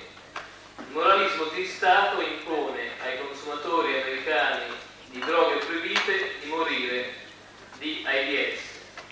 Lo impone di fatto attraverso questa legge che costringe i consumatori di droghe a utilizzare gli aghi che altri, probabilmente infetti, hanno già utilizzato. È una cosa che a noi appare suicida per una società, ci appare non avere nessun senso dal punto di vista logico e ci appare in contraddizione grave con quelli che sono i doveri della classe medica. Noi crediamo che qualunque sia l'opinione che si possa avere sull'uso delle droghe, in ogni caso una società responsabile cerca di ridurre i danni che determinati comportamenti individuali possono comportare a sé e agli altri. Noi nel momento in cui invochiamo la legalizzazione pensiamo a tutte le vittime dell'attuale sistema della droga e sappiamo che le vittime non sono soltanto gli utilizzatori, i consumatori di droghe che divengono consumatori, ma sono ad esempio le persone più anziane, soprattutto loro che sono vittime degli atti di delinquenza. Negli Stati Uniti hanno calcolato 9 milioni di reati violenti ogni anno che provocano danni, oltre a quelli fisici, anche materiali, per circa 35 miliardi di dollari ogni anno. E sono soprattutto le persone più anziane che finiscono per essere le vittime di atti di violenza. Vittime sono i cittadini comuni che vedono le leggi dello Stato sottoposte a pressioni e a influenze sempre più forti da parte delle organizzazioni criminali, che vedono la corruzione dilagare e che non riescono in nessun modo a ottenere quel valore della legge che dovrebbe essere una garanzia per lo sviluppo di una persona civile all'interno della società democratica. Le vittime sono gli ammalati. Oggi anche e soprattutto gli ammalati di AIDS sono vittime di questa politica sulla droga, perché in molti paesi del mondo, e comunque come tendenza crescente sempre di più in tutti i paesi del mondo, non sono più gli omosessuali le categorie a rischio, ma sono sempre più i tossicodipendenti. Gli omosessuali hanno saputo trovare al loro interno delle forme di comportamento responsabile per circoscrivere il diffondersi della malattia. I tossicodipendenti sono da queste leggi dichiarati irresponsabili e quindi costretti a comportarsi irresponsabilmente, con costi crescenti per tutti quanti. La città di New York è la città simbolo di questa situazione, perché se è vero che in quasi tutti i paesi europei non esiste alcuna politica sanitaria reale, alcun sistema di salute sociale che cerchi di avere l'obiettivo di ridurre i danni possibili dell'uso di tutte le droghe, di quelle legali e di quelle illegali, e noi deploriamo vivamente che non esista nessun sistema di salute pubblica e sociale per le vittime dei danni delle droghe legali come di quelle illegali. È anche vero che la città-stato di New York aggiunge di più, aggiunge anche la proibizione del possesso di quello strumento che potrebbe salvare la vita di migliaia e migliaia di persone.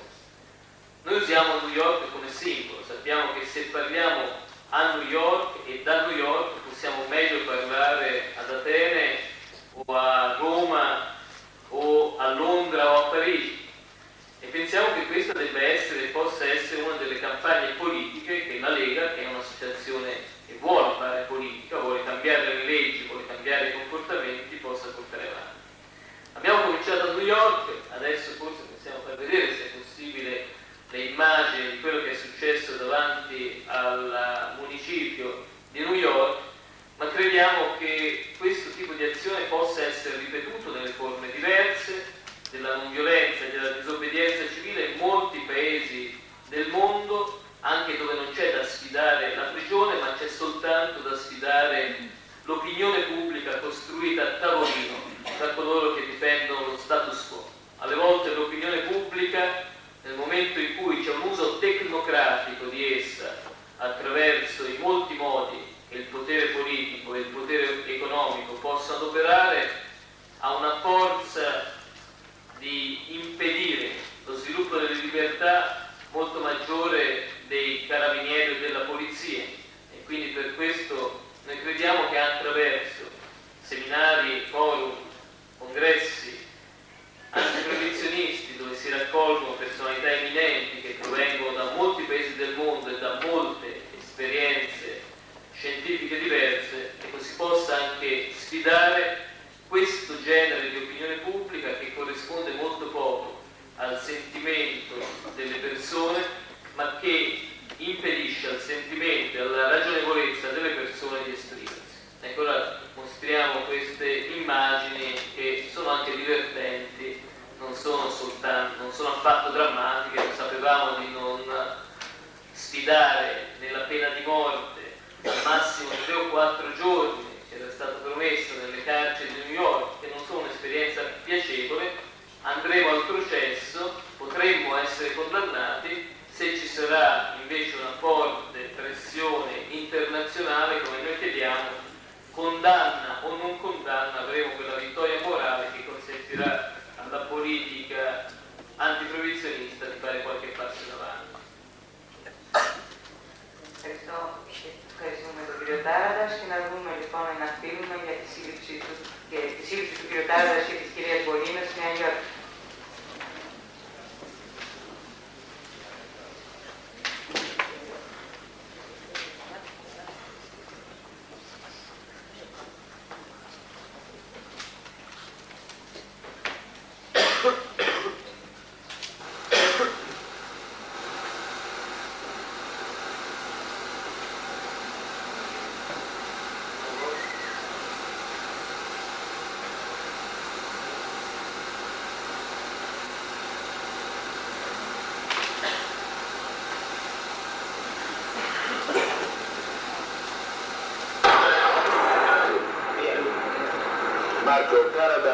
Parlamentare europeo, qual è lo scopo di questa dimostrazione qui davanti a Sirione? Cercare di modificare una politica rovinosa, quella del comune dello Stato di New York, che proibisce anche soltanto l'acquisto delle siringhe e fa soltanto repressione. A New York ci sono 250.000 tossicodipendenti e di loro il 70% è malato di AIDS sieropositivo. Bisogna introdurre una politica sanitaria.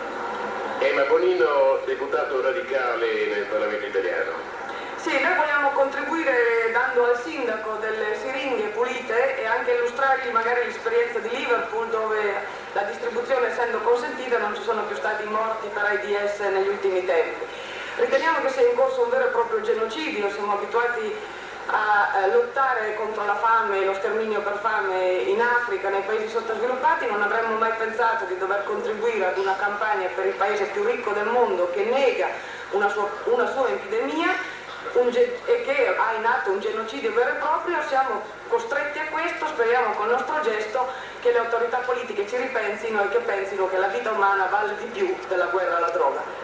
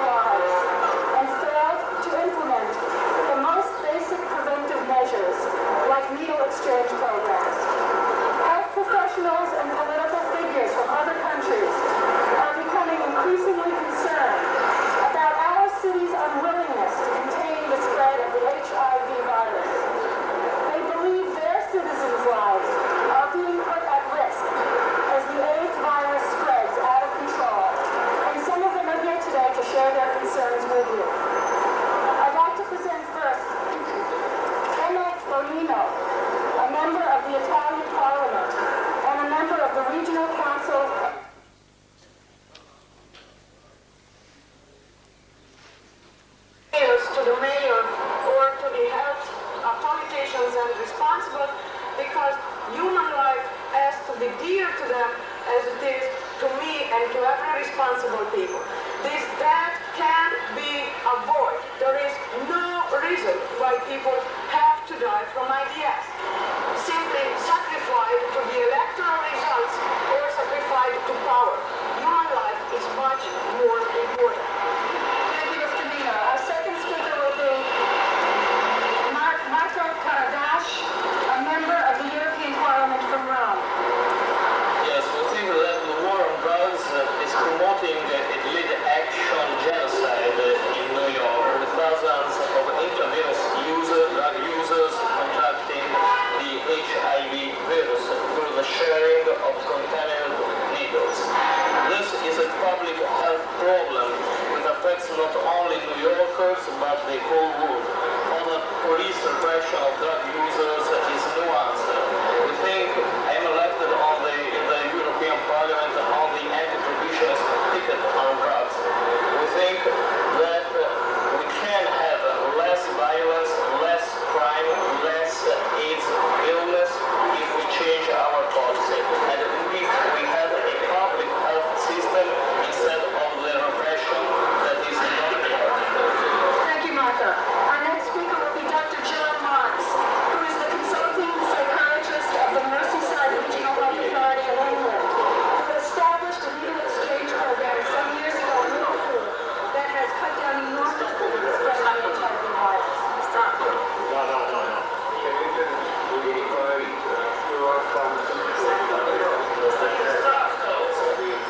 Despite the fact that we're a seaport trading with Africa, South America, there's a lot of prostitution, so that anyone should have been infected with the AIDS virus, should have been in Liverpool. There was a 40% reduction in acquisitive crime, and there was a 12-fold reduction in the number of new drug takers. In contrast, in New York, there were 250,000 infected with the virus in cause of AIDS, and one American dies every 10 minutes. 10,000 have died in just 6 months of this year. This is an indictment of the American medical profession when not one single doctor in this city has given needles of public health preventive to the population. It's an application of the Hippocratic Oath. Our next speaker will be Alan Parry of Liverpool, who pioneered the development of user-friendly services for drug in the whole city, including needle exchange. Here in Liverpool, we set up needle exchange mainly because of what's happening in a city like New York. We don't want our drug users to die like your drug users, even given free needle.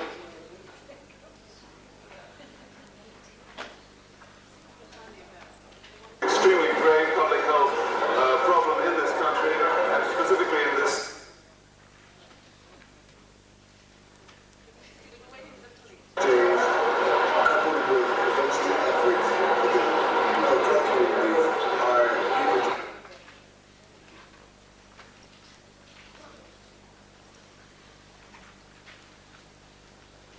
Because it's criminalized and it's made unfundable. Healthcare in this city has been politicized. Therefore, it's been so compromised, it's no longer healthcare. Drug treatment on demand doesn't exist in this city.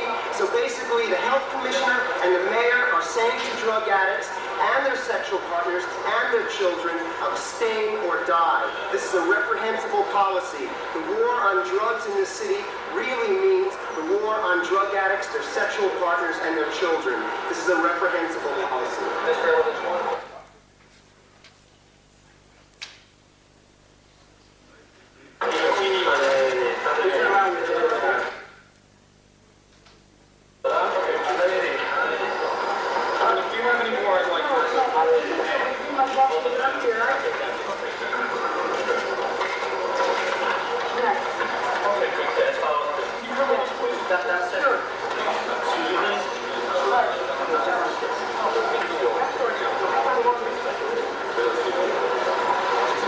Siamo così giunti al capitolo finale di questa dimostrazione e sembra quindi all'arresto della onorevole Emma Bonino e di Marco Karadash.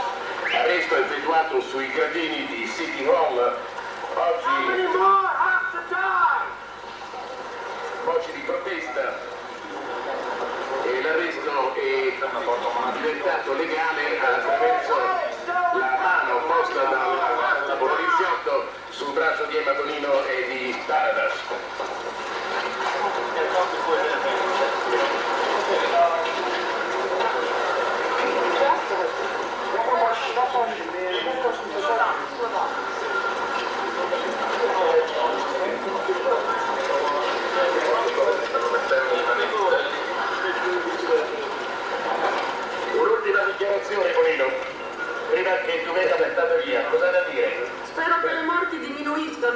governo se ne occupi.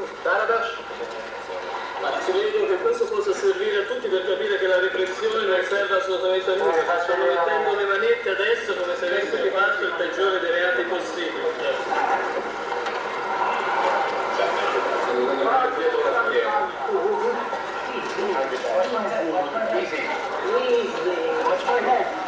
Watch my head. No, he's watching.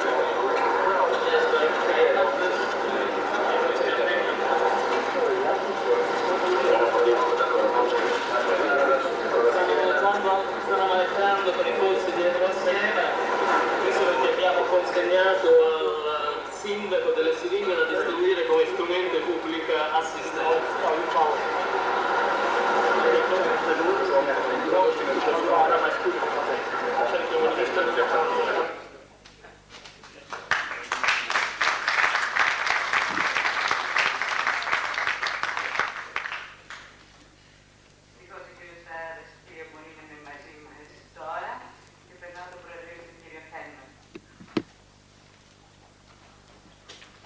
Well, having seen with your own eyes the drama that unfolded a couple of weeks ago in front of the City Hall in New York City, I think perhaps it would be appropriate to ask some of our American members to give us some kind of background on why it is that this type of situation has been able to develop in the United States. And so therefore I would like to ask Dr. Leslie Grimston to address us now and explain to us a little bit the background to this.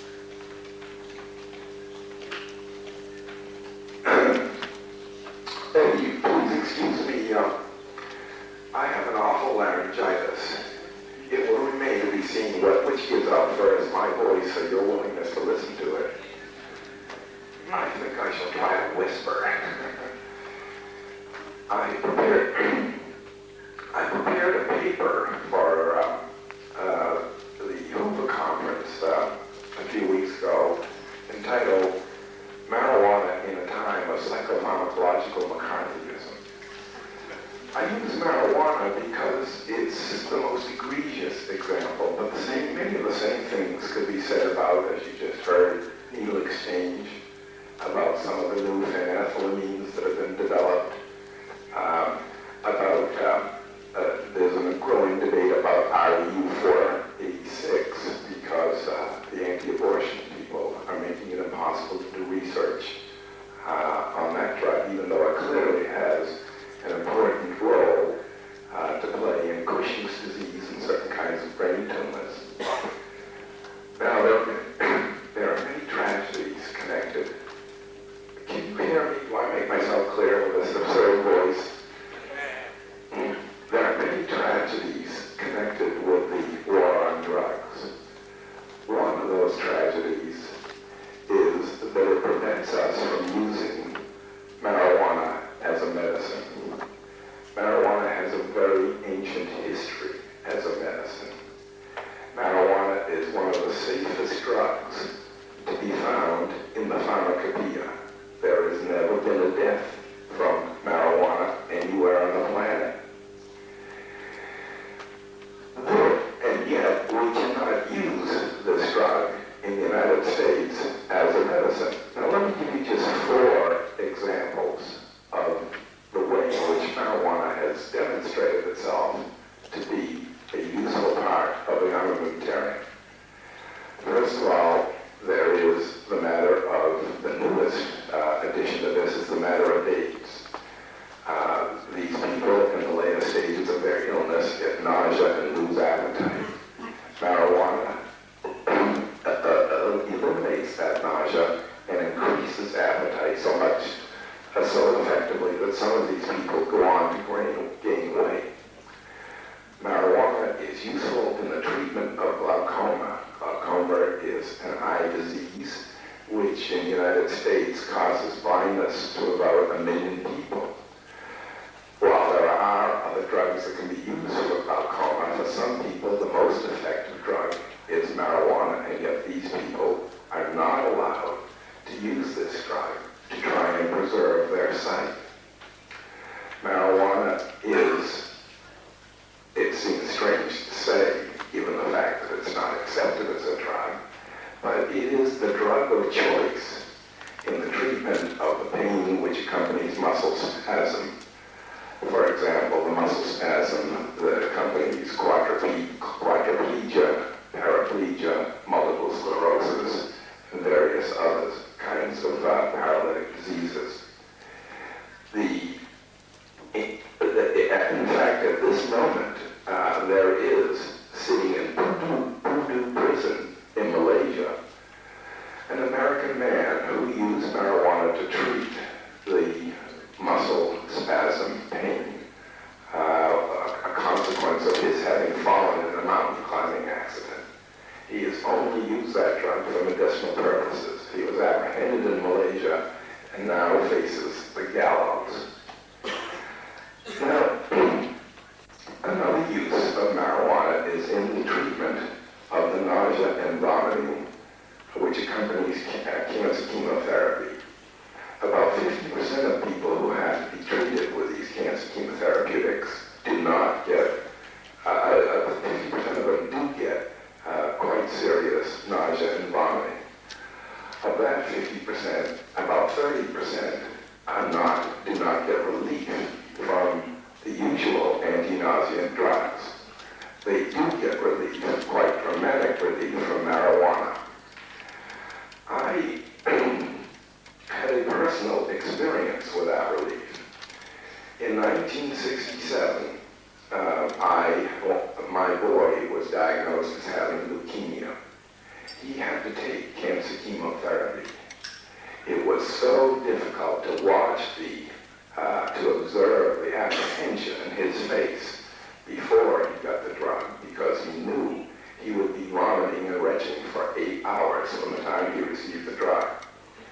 And then, of course, to see him vomit in the car on the way home from the hospital and continue to do so in his room for 8 hours. My wife and I became criminals when we first got marijuana to give to our son Daniel 20 minutes before he was to receive this treatment in 1971.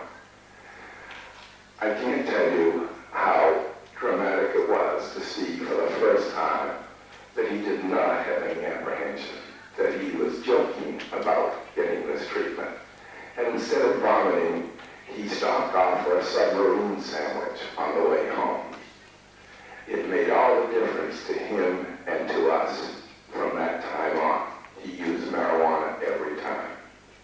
It pains me to think of all the people who are out there suffering, not just with these 4 disorders or syndromes, but others as well, who have the choice of either risking severe penalties from the law or seeing their kinfolk or themselves suffer unnecessarily.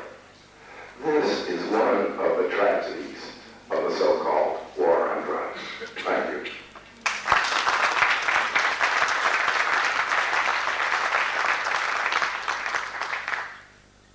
Ευχαριστούμε πολύ. Το λόγο έχει ο κύριος από την Κολομβία, γερουσιαστής, πρώην πρεσβευτής της χώρας του Παρίσι.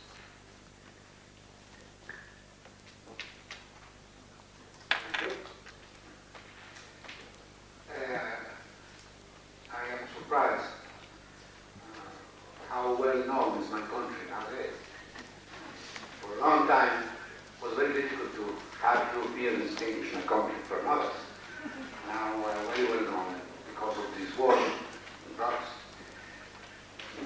The first thing I want to say is that we have to distinguish the problem of narco traffic and the problem of the use of drugs.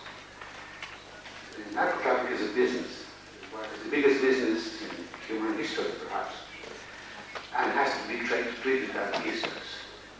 And the only way to treat it is liberalizing traffic, depenalizing traffic. Because producing drugs is very easy. It could be considered that to produce a gram of cocaine is cheaper than to produce a gram of sugar or salt. And for that you need a lot of factories and distribution and marketing. But being the production of the cocaine very easy and save than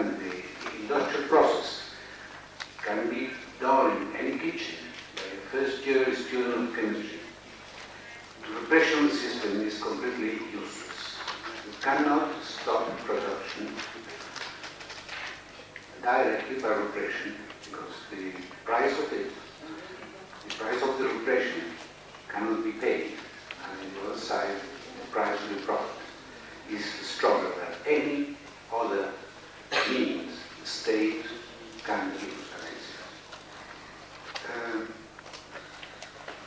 There is one thing I want to state here, or to ask you to consider. Cuba was, during the Cold War, the biggest menace to the United States. At least we were told that. And during the last 20 years, passing over Cuba and landing in Florida, we had between 200 and 300 planes landing in the States without being noticed. So the air defense of the United States should be, was a big mistake by the Russians at the moment. At that moment they could invade the United States using the narco-traffic planes without being noticed. So it makes clear for me that the lobby of the prohibition in the United States is very strong. It pervades the whole system, from the customs, to the army, to the Jews, to the politicians. And then they have invented this marvelous agency, the DEA, which is controlling the Department of State. This is an anti-mafia that is becoming quite like the other. This is the lay of the opposite forces. It's a dirty war, and you don't have the means to draw a line on this grey dirty war, which are which, and who is doing what. But there is something open in the media, American media, and political system of the United States, saying that those countries who fight against drugs are Democrats, are good, and those who don't do it are not. Colombia accepted this scheme, and we declared war on drugs. The results are practically the destruction of the Colombian state and the destruction of all our public system. We have paid very heavily. The Palace of Justice in Bogota was burned down by the narco-traffickers in alliance with the elite. It's another thing I want to emphasize. In order to destroy all the files of the narco-traffickers that were at that moment judged by the Supreme Court. 12 of the judges of the Supreme Court were killed. We have lost at least 30 criminal judges in the country, second level criminals. Dozens of judges. The chief editor of El Espectador, second paper in the country, assassinated, and 4 more of the judges of this paper. 35 journalists have died in this war. Nowadays, we have 8 kidnapped. One is the city editor of El Tiempo, which is the biggest paper in Colombia. The other one is Mrs. Turbay, daughter of the dancing President Turbay, and city editor of the weekly news magazine. Other 2 that are related to the President of the Republic, and several others. The menace pervades everything. There is no way of finding a defense against this type of violence. I saw it myself in discussion in Parliament when suddenly all senators started to recall that poem because there was a discussion about extradition or not extradition of drug traffickers. And the only way they found out was to quit the Senate, go home, and start a discussion because they were completely sure that a vote for would mean death, not of themselves, but which is worse, one of his sons, wife, or her family.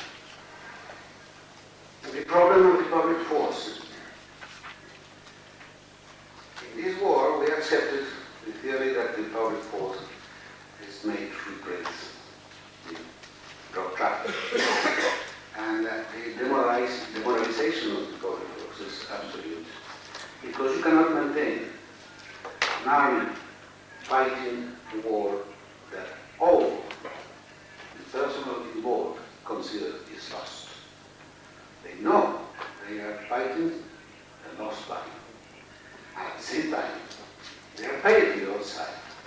So it's a double way demoralization. The army moral by itself, and of course, a huge amount of money goes around. During the Cold War, the drug traffic and the guerrilla and terrorism were together. It was good business for both. The guerrilla protected the narco-traffickers, and the narco-traffickers paid the guerrilla very well for their services. Now that there is no more Cold War, the business continues. And it's something that has to be watched. I want to hear my colleague from Spain, which is the connection between the ETA and the traffic, and the drug trafficker, which is the connection between Irish and drug traffic. And what is happening in Lebanon, where to many well-informed Lebanese Colombians who know very well the country, they are sure that the whole problem is only a drug problem. All that war, mixed with Christians and Muslims and all different type of dresses and uniforms, is only a dispute for a drug market. Same thing is happening in Burma, where the intent of legalization was stopped because the chief of state was one of the big chiefs in drug traffic. Another thing that I want to see now is the impact in the world economy of this phenomenon. I have already heard Cyprus and the volume of it, and the impact of this phenomenon in the South American countries, because we are the only victims of this huge traffic. So Colombian banks and Peruvian banks, Bolivian banks, are searched by the LIA. But I am pretty sure that any bank in the world is searched where the money has been deposited comes from, we try, should be tried in the same way, and treated in the same way that our banks are treated. The only person this morning in Athens that was stopped at the customs and asked many questions. I don't know how many were, 200. Because I have the honor of being Colombian. And the same thing is happening to all Colombians all over the world. We have, in internal law, I don't know in Spanish, it's the charge of the proof. We have to be proven the whole day that we are honest, that we are not narco-traffickers. We have 30 million people accused of being narco-traffickers. We don't have the problem of narco consumption. We didn't have it. We still don't have a serious problem. We are not continuous. The whole problem was invented by the market because Colombia is very well placed for it. And perhaps because we have enough chemistry students to process this in kitchens, to process pure cocaine. The cascade of immorality, that this transfer of money from the production section to the productive vice section of the narco traffic is something to be seen. Very few years, months or years. I don't know if we analyze all those takeovers taking place in Europe and the way because the stock exchanges are working. We analyze deeply how the money is interfering the free market and the free exchange of capital. I don't know which stock exchange will be free. Perhaps not. And for South America, there is something very important. We have been subject lately of what we call the DEA diplomacy.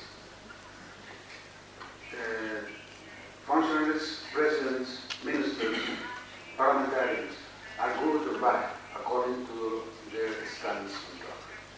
Perhaps after this intervention, I don't know what is going to happen to this poor servant if I can be seen as a pro in the realization of drugs.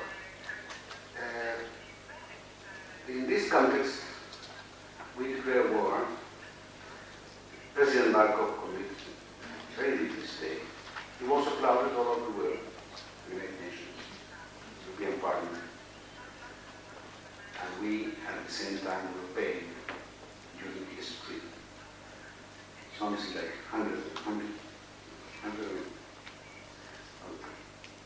200, 100, 150 deaths a day during his trip. In order to applaud the hero of Colombia who was making that war. The wars, if you declare them thousands, you need perspective of winning. We all are convinced that we cannot win the war. We are convinced that the only way to treat this problem, apart from the moral problem in the stabilization of the scale of values in society and so forth, is search for escaping reality. This is a moral problem, it's an educational problem. The only way to stop the increase of drug consumption is to stop the business, to stop the pushers at the entrance of the schools, to stop on the other side the cascade of demoralization of the whole public system. This huge shower of dirty money that is drowning us. Thank you.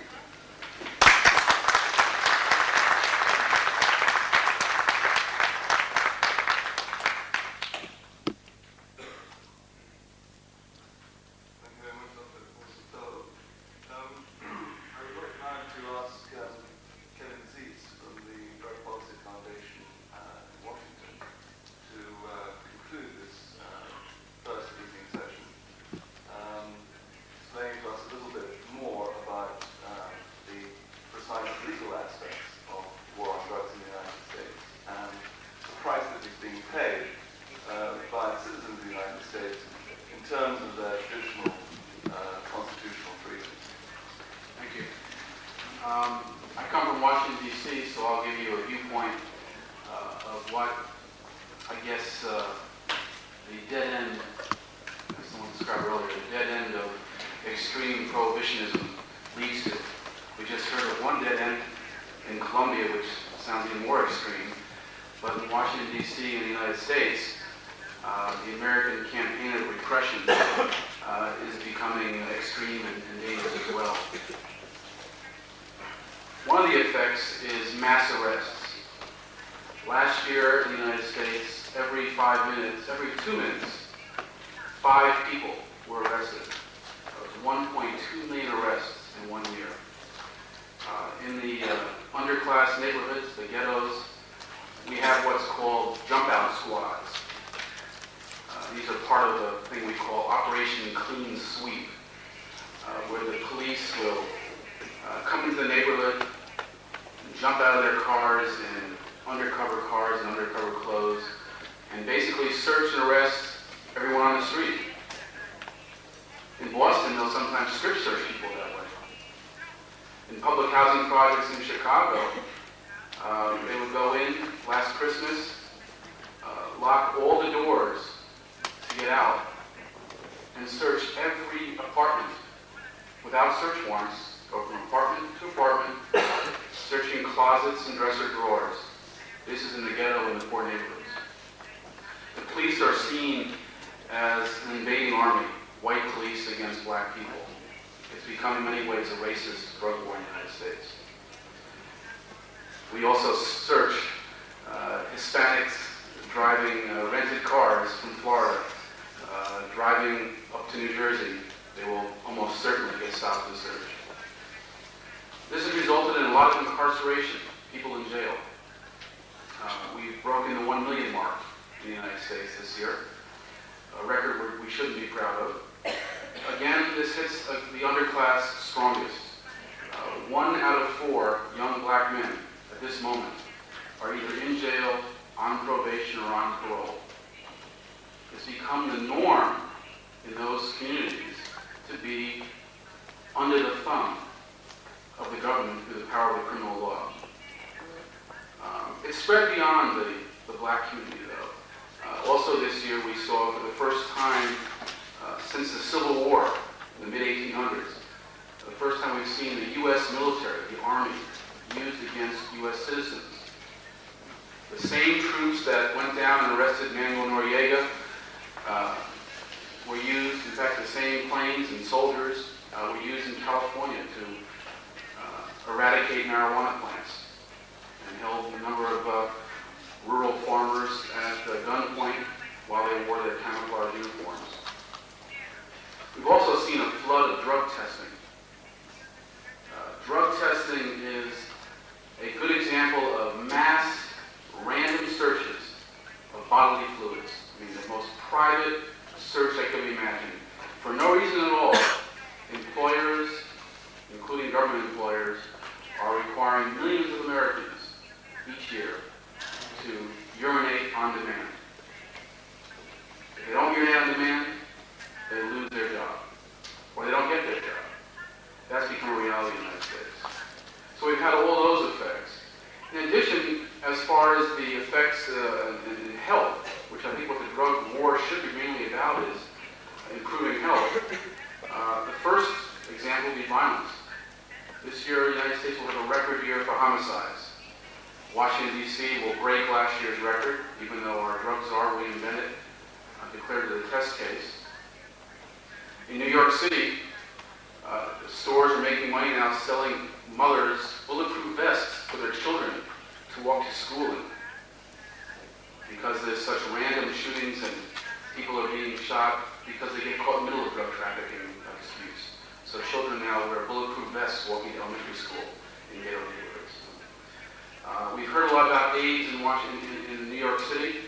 In the United States, the largest source of new AIDS cases now are intravenous drug users. In New York City, it's estimated that by the turn of the century, every hospital bed now available will be used for an AIDS patient. A very costly price of the drug war.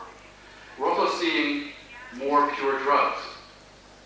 One thing prohibition seems to always cause is more pure drugs. It's obvious, I think the law of the black market, hide it so you don't get caught. Marijuana is bulky, move to cocaine. Cocaine's bulky, move to crack. So there are 1980s when we had the most successful drug war ever. More arrests, more incarceration, more interdiction. We also have the most dangerous drugs ever created. Crack gets created. So prohibition at its most extreme results in more dangerous drug use in many ways. Results also in crack babies. It's a new phenomenon of the successful Reagan drug war. Crack babies, in fact, have become, unfortunately, too widespread. And one of the policies of our zero-tolerance approach to drug abuse, where we won't tolerate any drug abuse, is our government refuses to pay for drug treatment for women addicted to cocaine who are pregnant. They won't pay for it. So these women are given the choice of arrest cocaine, losing their child, which also happens if you give birth to a child whose body fluids show positive for cocaine, or not telling anyone about your pregnancy and giving birth in the back alley. And many are choosing that. So the drug war creates many dangerous problems for health. So there's a lot of negative things to talk about in the United States. There's some positive things too. There's a growing movement for reform. Just a month and a half ago, a committee of the California government, the California Research Advisory Panel, issued a report. This is a committee that's been in existence for 20 years. They're basically every year they put a report out where they talk about controlling illegal drugs, controlled substances. And they issued a report that called for winding down the war on drugs. The government tried to block publication of the report. They refused to pay for it. So again, the debate of political issues gets stunted by the drug war. But the members of the committee decided it was so important they said this, they paid for it with their own money. These are doctors and police officials. They decided to pay for this report with their own money. I think some of the examples that they talk about for winding down the war on drugs are the kinds of things that we've already talked about today and we'll probably talk about tomorrow. Their first recommendation was decriminalization of needles. They recognized the emergency situation we had with AIDS and IV drug use. And they recommend that we move to needle exchange and decriminalization of needles, thus adopting a key element of the harm reduction strategy that many European countries pioneered, showing again how, as our co-chairman Will said, it's a transnational problem where we all have to learn from each other and help each other. They also recommended personal cultivation of marijuana. They didn't want to commercialize the marijuana market. They want people to be allowed to grow their own. That way you undercut the black market and avoid the dangerous word of legalization. And that was their second recommendation. And the third recommendation was to look toward methods of decriminalization. So those are the three major points. Let me just conclude by saying this is indeed a transnational problem. I know that we export from Washington, D.C. many of the horrors of the drug war. But I think also we're seeing the efforts of the Radical Party in New York and the Liverpool and Dutch examples being exported in the United States, that we can help each other. And we can each help to move a brick from the wall, and I think more quickly than we expect, this wall can come down. Thank you.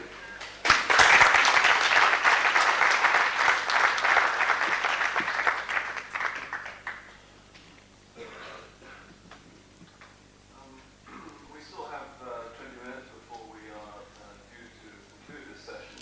I think perhaps it might be in order to take some questions from the floor this evening on any particular aspects that you've heard discussed here this evening. And so therefore, open the session to questions.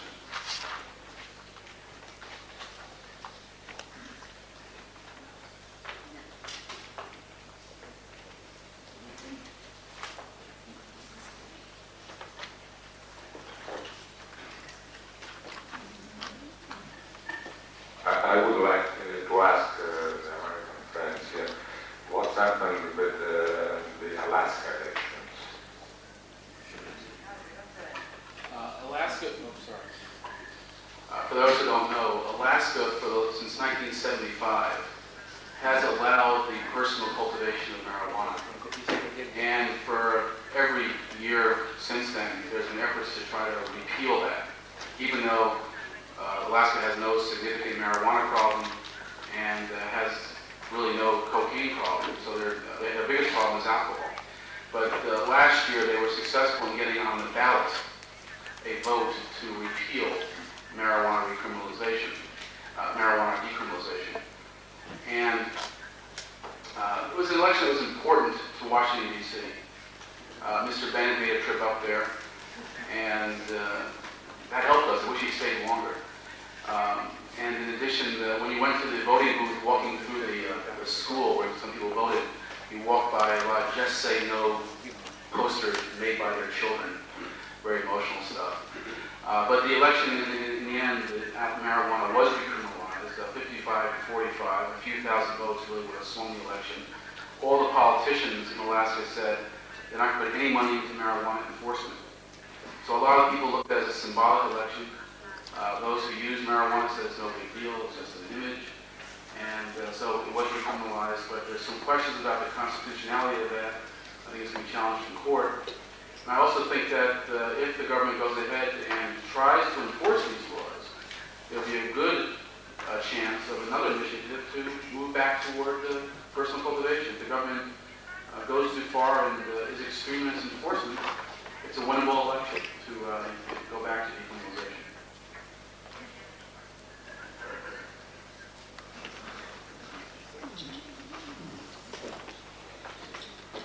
My name is Sengers from Holland.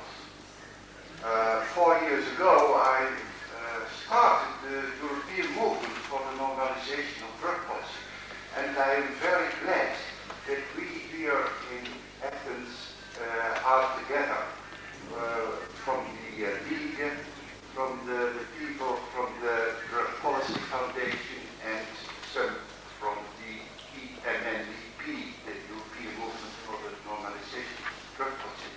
And I hope that these days will strengthen all people who feel anti-prohibitionistic everywhere in the world, also in all the countries of Europe. And therefore I have some proposals. I have 3 proposals now. The first one is we need a clear definition of the term anti-prohibitionism.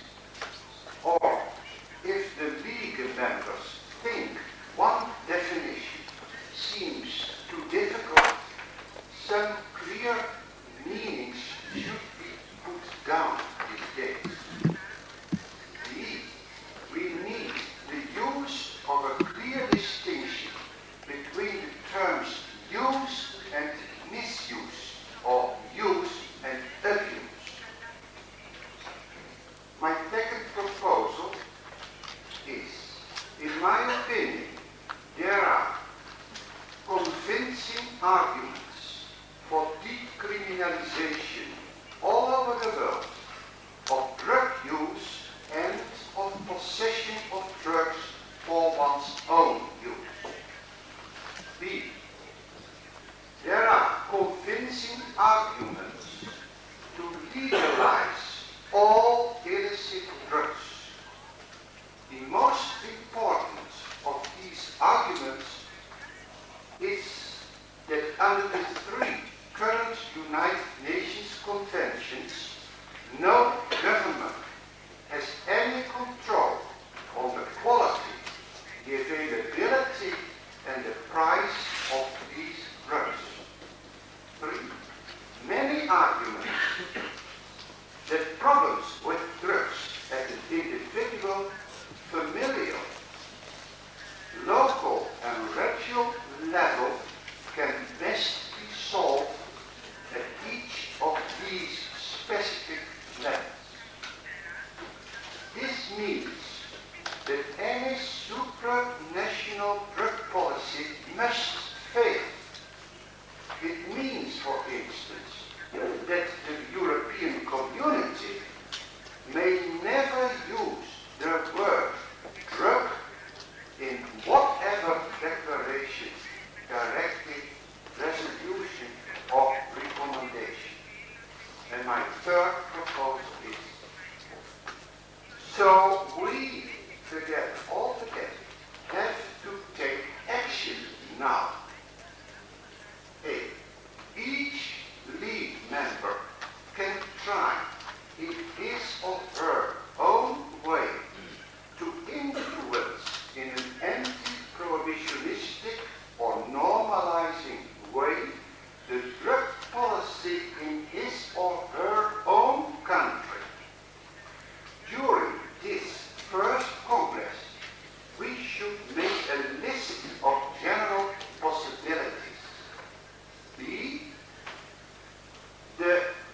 The International Anti-Prohibitionist League, the Drug Policy Foundation, and the European Movement for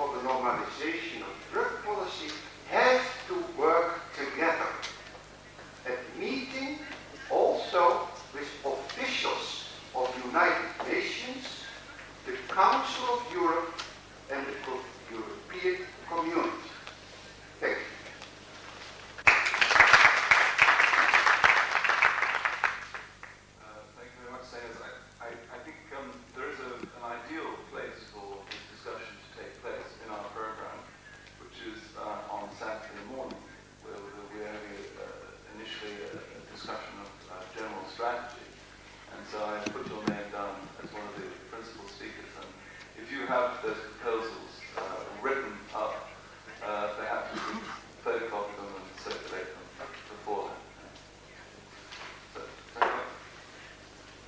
I would like to have a very short question to Mr. Zies. And I'd like to know how he considers the recent resignation of Mr. Bennett, and if he thinks that after that something will really change in U.S. government drug policy. I hated to see Mr. Bennett go in one hand because he was so helpful to the anti-prohibition movement. On the other hand, I was happy to see him go because he had a very destructive policy. Just today, though, I was reading in the paper that Mr. Bennett was appointed to be the head of the Republican Party. The head of the Republican Party. So he, is very close to another step to the presidency, which is a little bit scary. I think it's too early to say whether Mr. Bennett's resignation will help drug policy because we don't know who's taking his place. If they pick a politician, I don't think it's a good sign. I think it's just more political rhetoric and another politician trying to help his career by standing on the soapbox and shouting drug war. If they pick a police official or a military person, that's not a good sign either, because I think that means more emphasis on law enforcement, and right now, 70% of our federal budget in the drug war goes to law enforcement efforts, so more of that is not a good sign. If, however, they pick someone with a broad public health background, like our former Surgeon General Everett Koop or someone along those lines, that's a good sign. I have a feeling we're not going to see that good sign, but I think I'll wait and reserve judgment until I see who our president picks to take Mr. Bennett's place. Thank you. I would like equally to ask a question. My name is Yanis Diakoyannis, I'm a criminologist in Brussels and collaborator with the Common Market and other establishments. I would like to ask you, the American friends, excuse me that I will regionalize a little bit the problem now, but it's a short question. In 1972, we had a directive from President Nixon, I believe, to stop the cultivation of opium in Asian Minor, specifically Turkey. In 1974, briefly before the invasion of the said country in northern Cyprus, this prohibition has been abolished suddenly, as far as concerning my information. And I'd like you to have a brief comment on this. I'd like you, if you can, tell me how it is exactly the situation right now. Is Turkey still permitted to cultivate the opium? And if so, is it correct that more than 80% of its production goes to the illicit market? Thank you. Well, excuse me, boy, I hope I can do this. I don't think it makes any difference what the United States does with respect to opium because, as Kevin Z, we have the opportunity, Kevin and I, to question the Assistant Secretary of State for Narcotics, Mr. Lipinski, last week at Stanford. And as Kevin Z pointed out then, it doesn't matter where you stop the opium production, it's going to spring up somewhere else in the world. I asked Mr. Lipinski, who went on to say that he was the United States was going to stop the growth of coca erythroxylum, the coca bush. The Andean policy is to stop that. I asked him two questions. One, what about the indigenous people who use cocaine, the coqueros, the people who chew the leaf and use it as a medicine and a tonic, and as demonstrated by Murphy and Legret, without any toxic effect whatsoever? He had no answer for that. I also asked him, cocaine can grow anywhere in the world. It has a mean temperature of 65 degrees, has well-drained soil, above 1,500 feet, and a soil that won't grow much of anything else. There are many places in the world where cocaine grows. In the very unlikely case that they can very unlikely stop cocaine growth in Peru and Bolivia, it'll be the same problem. It'll be growing in Java and Jamaica and all the other places that can grow. And another question was put to Mr. Lipinski that night on this is the American moral indignation with the Colombians and the South American folks who raise coca. It's pointed out that in the United States we build 600 billion cigarettes a year. We consume 500 billion of them in our own country, costing us 400,000 deaths per year.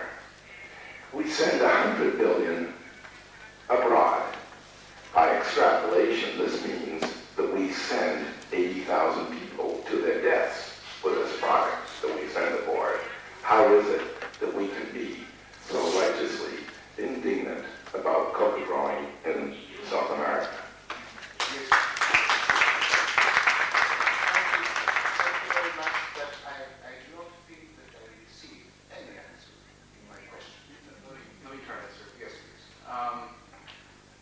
In the United States, the focus now is on cocaine.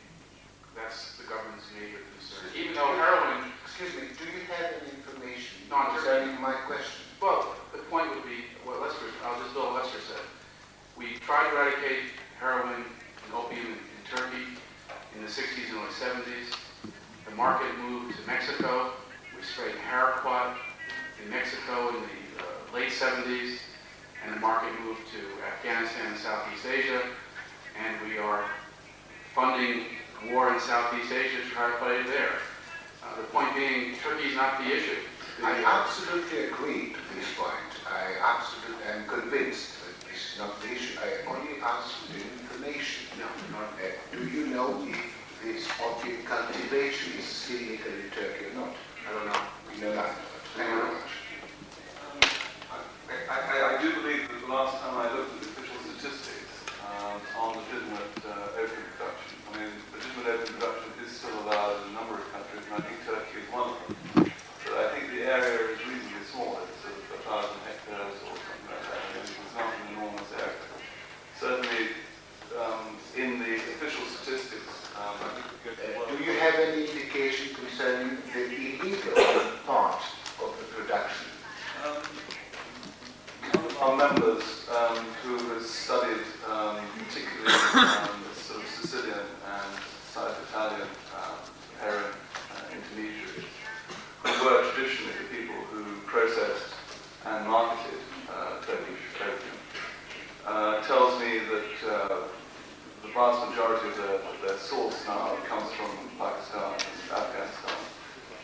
They probably still receive a certain amount from Turkey, but I don't believe this to be a significantly large part of the raw material. Internationally, I agree with you, it is not. But perhaps regionally, this is why it's specified in the beginning. Thank you anyway for your answer. I finish. Please.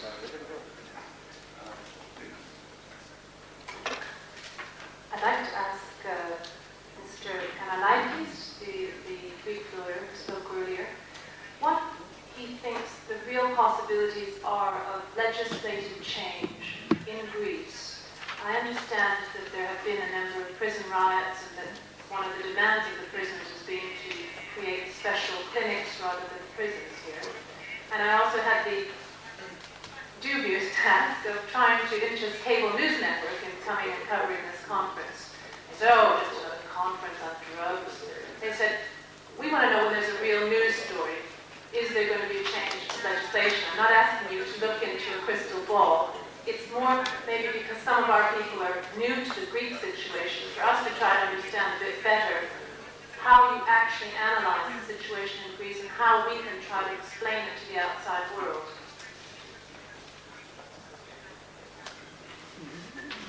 I will try to give you an answer in English. I'm not very optimistic about a quick development on this direction. Because you see that the members of the parliament, they are bound by the preferences of the people that vote for them. And voters are not mature enough as yet to accept our proposals and our position. Even if the members of parliament would be ready, or if a certain party would propose anti-prohibitionism, as AR has already taken this position. AR is the Greek party of left, let's say, Euro-communist party. But even if they do take, the members of the parliament take such, they are convinced that they should push this solution, they would dare do so today because they would lose votes. So the problem is how to convince first the masses, first the voters, to become mature for such a solution, and then to ask from the state, from the parliament, to vote such a law. So I'm not optimist that in the near future we will have such a solution.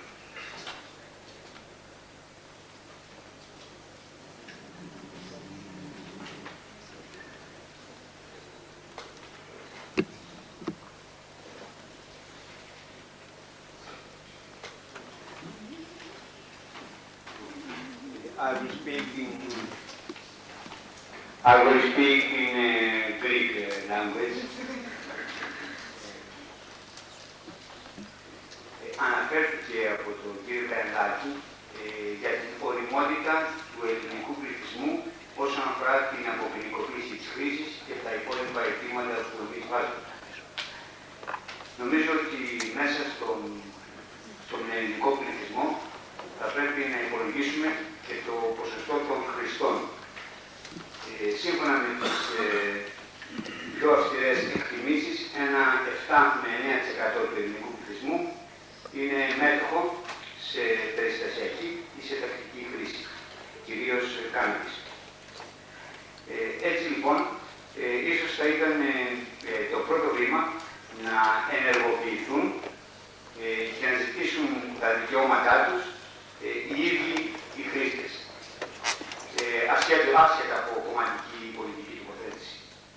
Και νομίζω πως σε αυτή την κατεύθυνση η ώρα έχει σημάνει. Ελπίζουμε τη φετινή χρονιά να έχουμε πραγματικά τέτοιες αντιδράσεις από μέρους τους που θα προωθήσουν πάρα πέρα την οριμότητα και του υπόλοιπου ελληνικού πληθυσμού.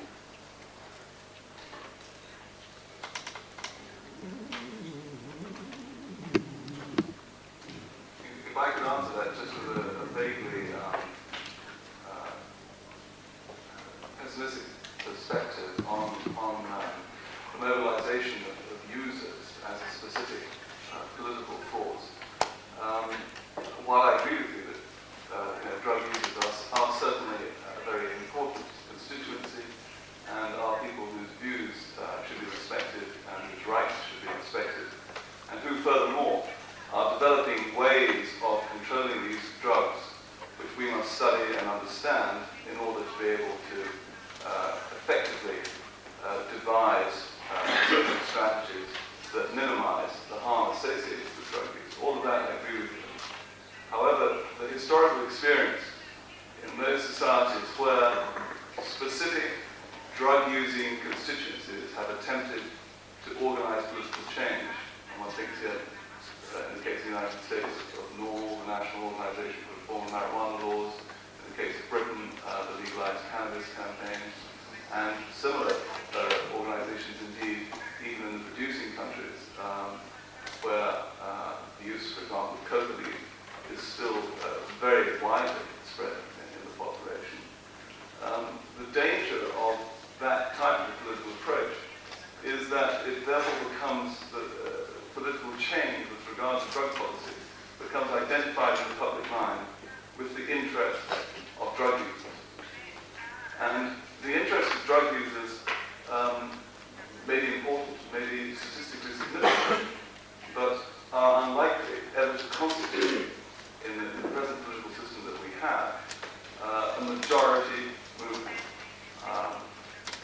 I don't think that the use of currently illicit drugs will ever expand to the point where you have a clear overriding majority of the population who are users.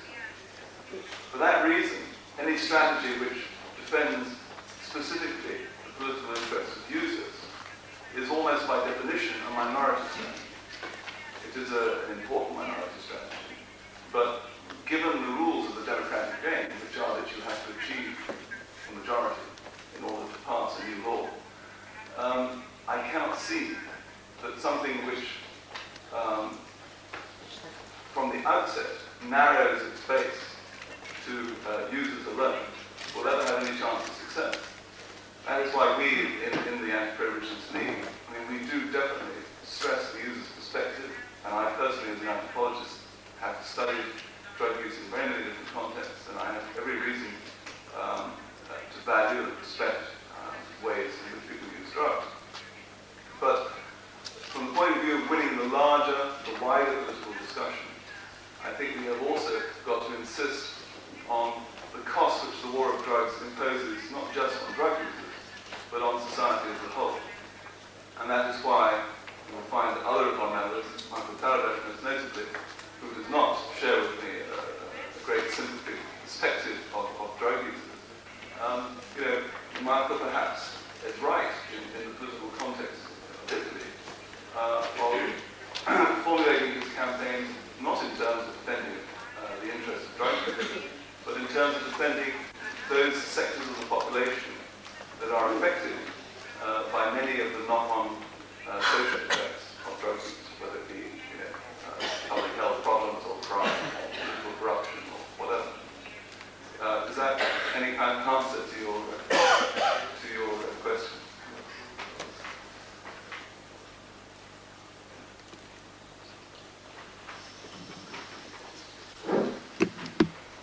Αν δεν κάνουμε να πετάξω τον χρόνο σας, θα ήθελα να διατυπώσω δύο παρατηρήσεις που αφορούν τον κύριο Διακογέννη και τον κύριο Κρεμεράκη. Σε σχέση με την πρώτη, προφανώς η ερώτηση από τον κύριο Διακογέννη τέθηκε από το γεγονός ότι διασυνδέθηκε με έμεσο τρόπο το ζήτημα της απελευθέρωσης της παραγωγής του οποίου στην Τουρκία από την δεύτερη οδηγία, την ανακλητική του Ρίγκεν, με την εισβολή του αρχείου στην Κύπρο. To me,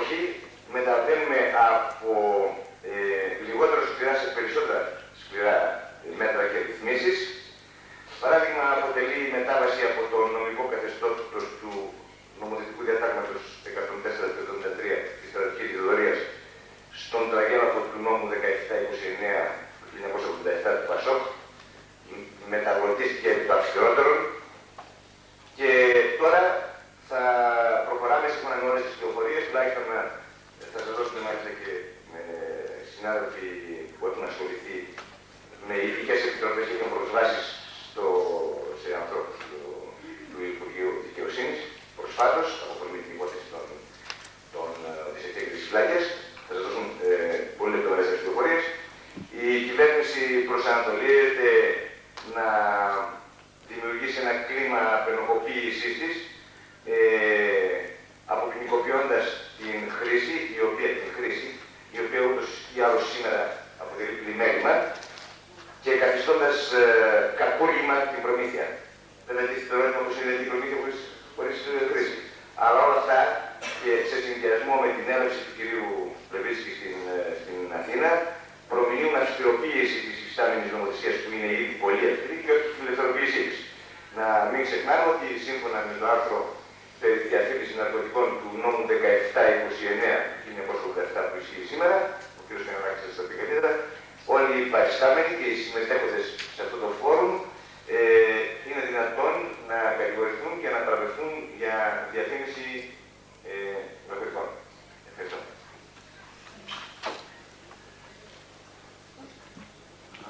Thank you very much for your attention and for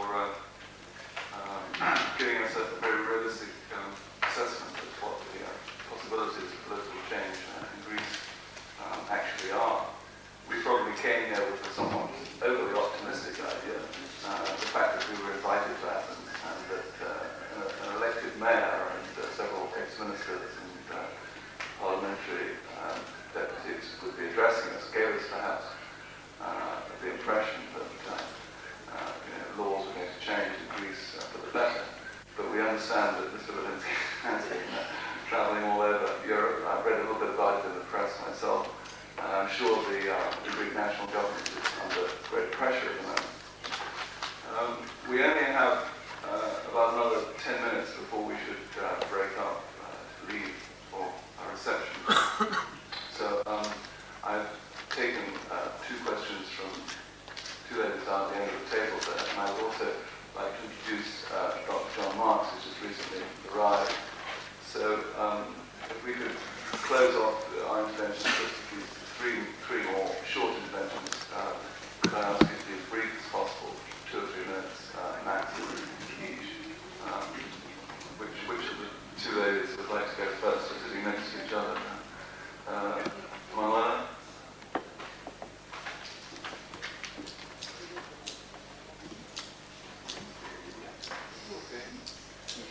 Buenas tardes. Soy de España y mi profesión es juez, magistrado juez.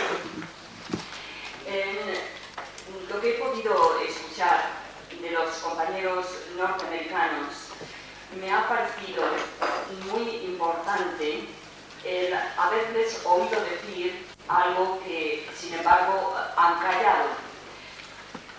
La enorme influencia que tiene para Europa y en concreto que está teniendo para España la política prohibicionista americana hace que yo necesite saber cuál es la opinión de vosotros, los norteamericanos, respecto a cuál es la situación respecto al debate antiprohibicionista en vuestro país. Cuando estaba escuchando a los amigos griegos sobre su problemática, quería decirles ahora ya, aunque quizá mañana sea necesario describir más la situación de nuestro país, que en España en menos de 8 o 9 años se ha podido observar un retroceso desde posturas verdaderamente más liberales a la situación en la que nos encontramos ahora, donde se quiere discutir la penalización del consumo, que no ha estado penado en absoluto durante todos estos años. En este momento, el partido en el poder tiene un proyecto en el Parlamento para castigar el consumo en los lugares públicos. Bien, este retroceso, esta vuelta atrás, desde mi punto de vista, coincide de una manera peculiar y paradójica, con, sin embargo, una mayor profundización y con una mayor extensión de las opiniones antiprohibicionistas. Es decir, es una paradoja. eso, la verdad es que la enorme influencia de Estados Unidos, en mi opinión, está significando el verdadero retraso del movimiento despenalizador en mi país. Por eso me gustaría, sin perjuicio de que quiero hablaros más y más despacio respecto a la situación de las cárceles en España y respecto a otros problemas, me gustaría que no dejáramos hoy sin poder tener información sobre cuál es la situación, no de la droga, que la sabemos, sino la situación del movimiento antiprohibicionista en Estados Unidos. ¿Qué posibilidades hay? ¿Qué opiniones hay? Yo he recibido un grupo de compañeros, de jueces españoles, nos hemos puesto en contacto con un juez americano que nos ha enviado un artículo que nosotros hemos publicado en una revista profesional de la Asociación Judicial a la que pertenezco. Si desde España hemos podido contactar con un juez americano, jueces españoles, yo necesitaría saber cuál es la situación del movimiento antiprohibicionista en Estados Unidos. Pues creo que respecto a los desastres que causa el prohibicionismo estamos muy de acuerdo, pero creo que necesitamos saber por qué no avanzamos en nuestra lucha por la despenalización o por lograr una alternativa antiprohibicionista. Muchas gracias. Si me permites responderle, no soy norteamericano, pero me parece que este debate, pues lo tenemos programado para mañana por la tarde, es un asunto bastante complejo, ¿no? Es algo que va a demorar algún tiempo para discutir. Tenemos ahora apenas 5 minutos, ¿no? Pero para responderle de la forma más corta, como nos ha dicho los compañeros griegos, el señor Levis, que está haciendo viajes por todas partes en Europa actualmente.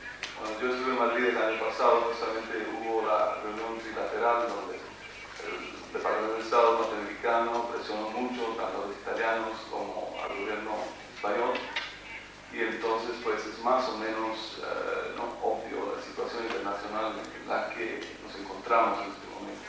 Ahora el debate, bueno, la discusión más amplia sobre cuáles han sido los avances, si es que ha habido algunos avances de corte antiprohibicionista, eso yo creo que lo tendremos que dejar para mañana.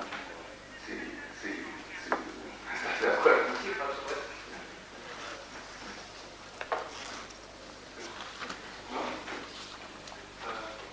¿Madame? Voy a complementar, voy a hablar en español, voy a complementar un poco todo lo que se ha venido discutiendo aquí en relación con este tema. Sobre América Latina no me quiero referir hoy, lo dejaré para cuando me toque a mí hablar. Yo creo que antes de culpabilizar tanto a los Estados Unidos en este momento, creo que hay que empezar a analizar con detenimiento qué significa la Convención de Viena, que acaba de ser ratificada hace 15 días, porque ya hay 20 países que la ratificaron. Y en la Convención de Viena está claramente plasmado penalizar el consumo, incrementar las penas y una cantidad de medidas, y además conectar eso con el plan Bush-Bennett, evidentemente, y la presión a ciertos países para que tengan que cumplir con toda la política de Naciones Unidas de la Convención. O sea, yo creo que hay que mirar con mucho detenimiento qué significa la Convención y cuáles son las presiones que hay en torno a la Convención. Otra historia fue quién presionó para que se diera la Convención, que ahí el papel de Estados Unidos fue muy importante, pero también fue culpa de otros países que no supieron argumentar. O sea, es una historia muy larga, pero creo que la Convención de Viena hay que mirarla con mucho detenimiento y no ser ingenuo y pensar que cualquier país va a poder reformar su ley. No puede, todo lo contrario, van a tener que a nivel gubernamental van a tener que reprimir mucho más y cambiar sus legislaciones nacionales para estar de acuerdo con la Convención de Viena. El caso de América Latina es clarísimo, hay que cambiar constituciones como otro tipo de derechos, pero está totalmente estructurada en relación con el derecho sajón, a nivel procesal y a nivel penal, entonces no creo que sea tan sorprendente.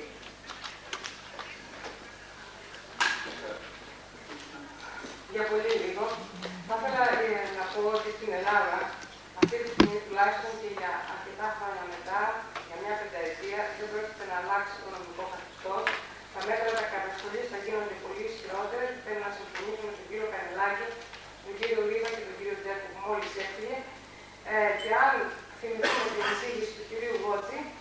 δείτε ότι πώς πραγματικά σήμερα με μια υποτιθέμενη φιλελεύθερη κυβέρνηση ουσιαστικά περνάνε άλλα μηνύματα. Η έλλειψη πληροφόρησης και ενημέρωσης του ελληνικού λαού πάμε προς τη σωστή κατεύθυνση, δημιουργούν πράγματι αρνητικές επιπτώσεις και αρνητική θέση των πολιτών, ώστε πράγματι το κόστος να είναι μεγάλο το πολιτικό και να μην το αναλαμβάνουν τα κόμματα. Όμως πιστεύω ότι με μια μεγαλύτερη καμπάνια και επιτέλους τα κόμματα θα αναλάβουν κάποιο πολιτικό κόστος, πρέπει να ενημερωθεί σωστά και να πληροφορηθεί ο ελληνικός λαός πού βρίσκεται ο κίνδυνος για την εξάπλωση των ναρκωτικών και πού ακριβώς μπορούμε πράγματι να σταματήσουμε.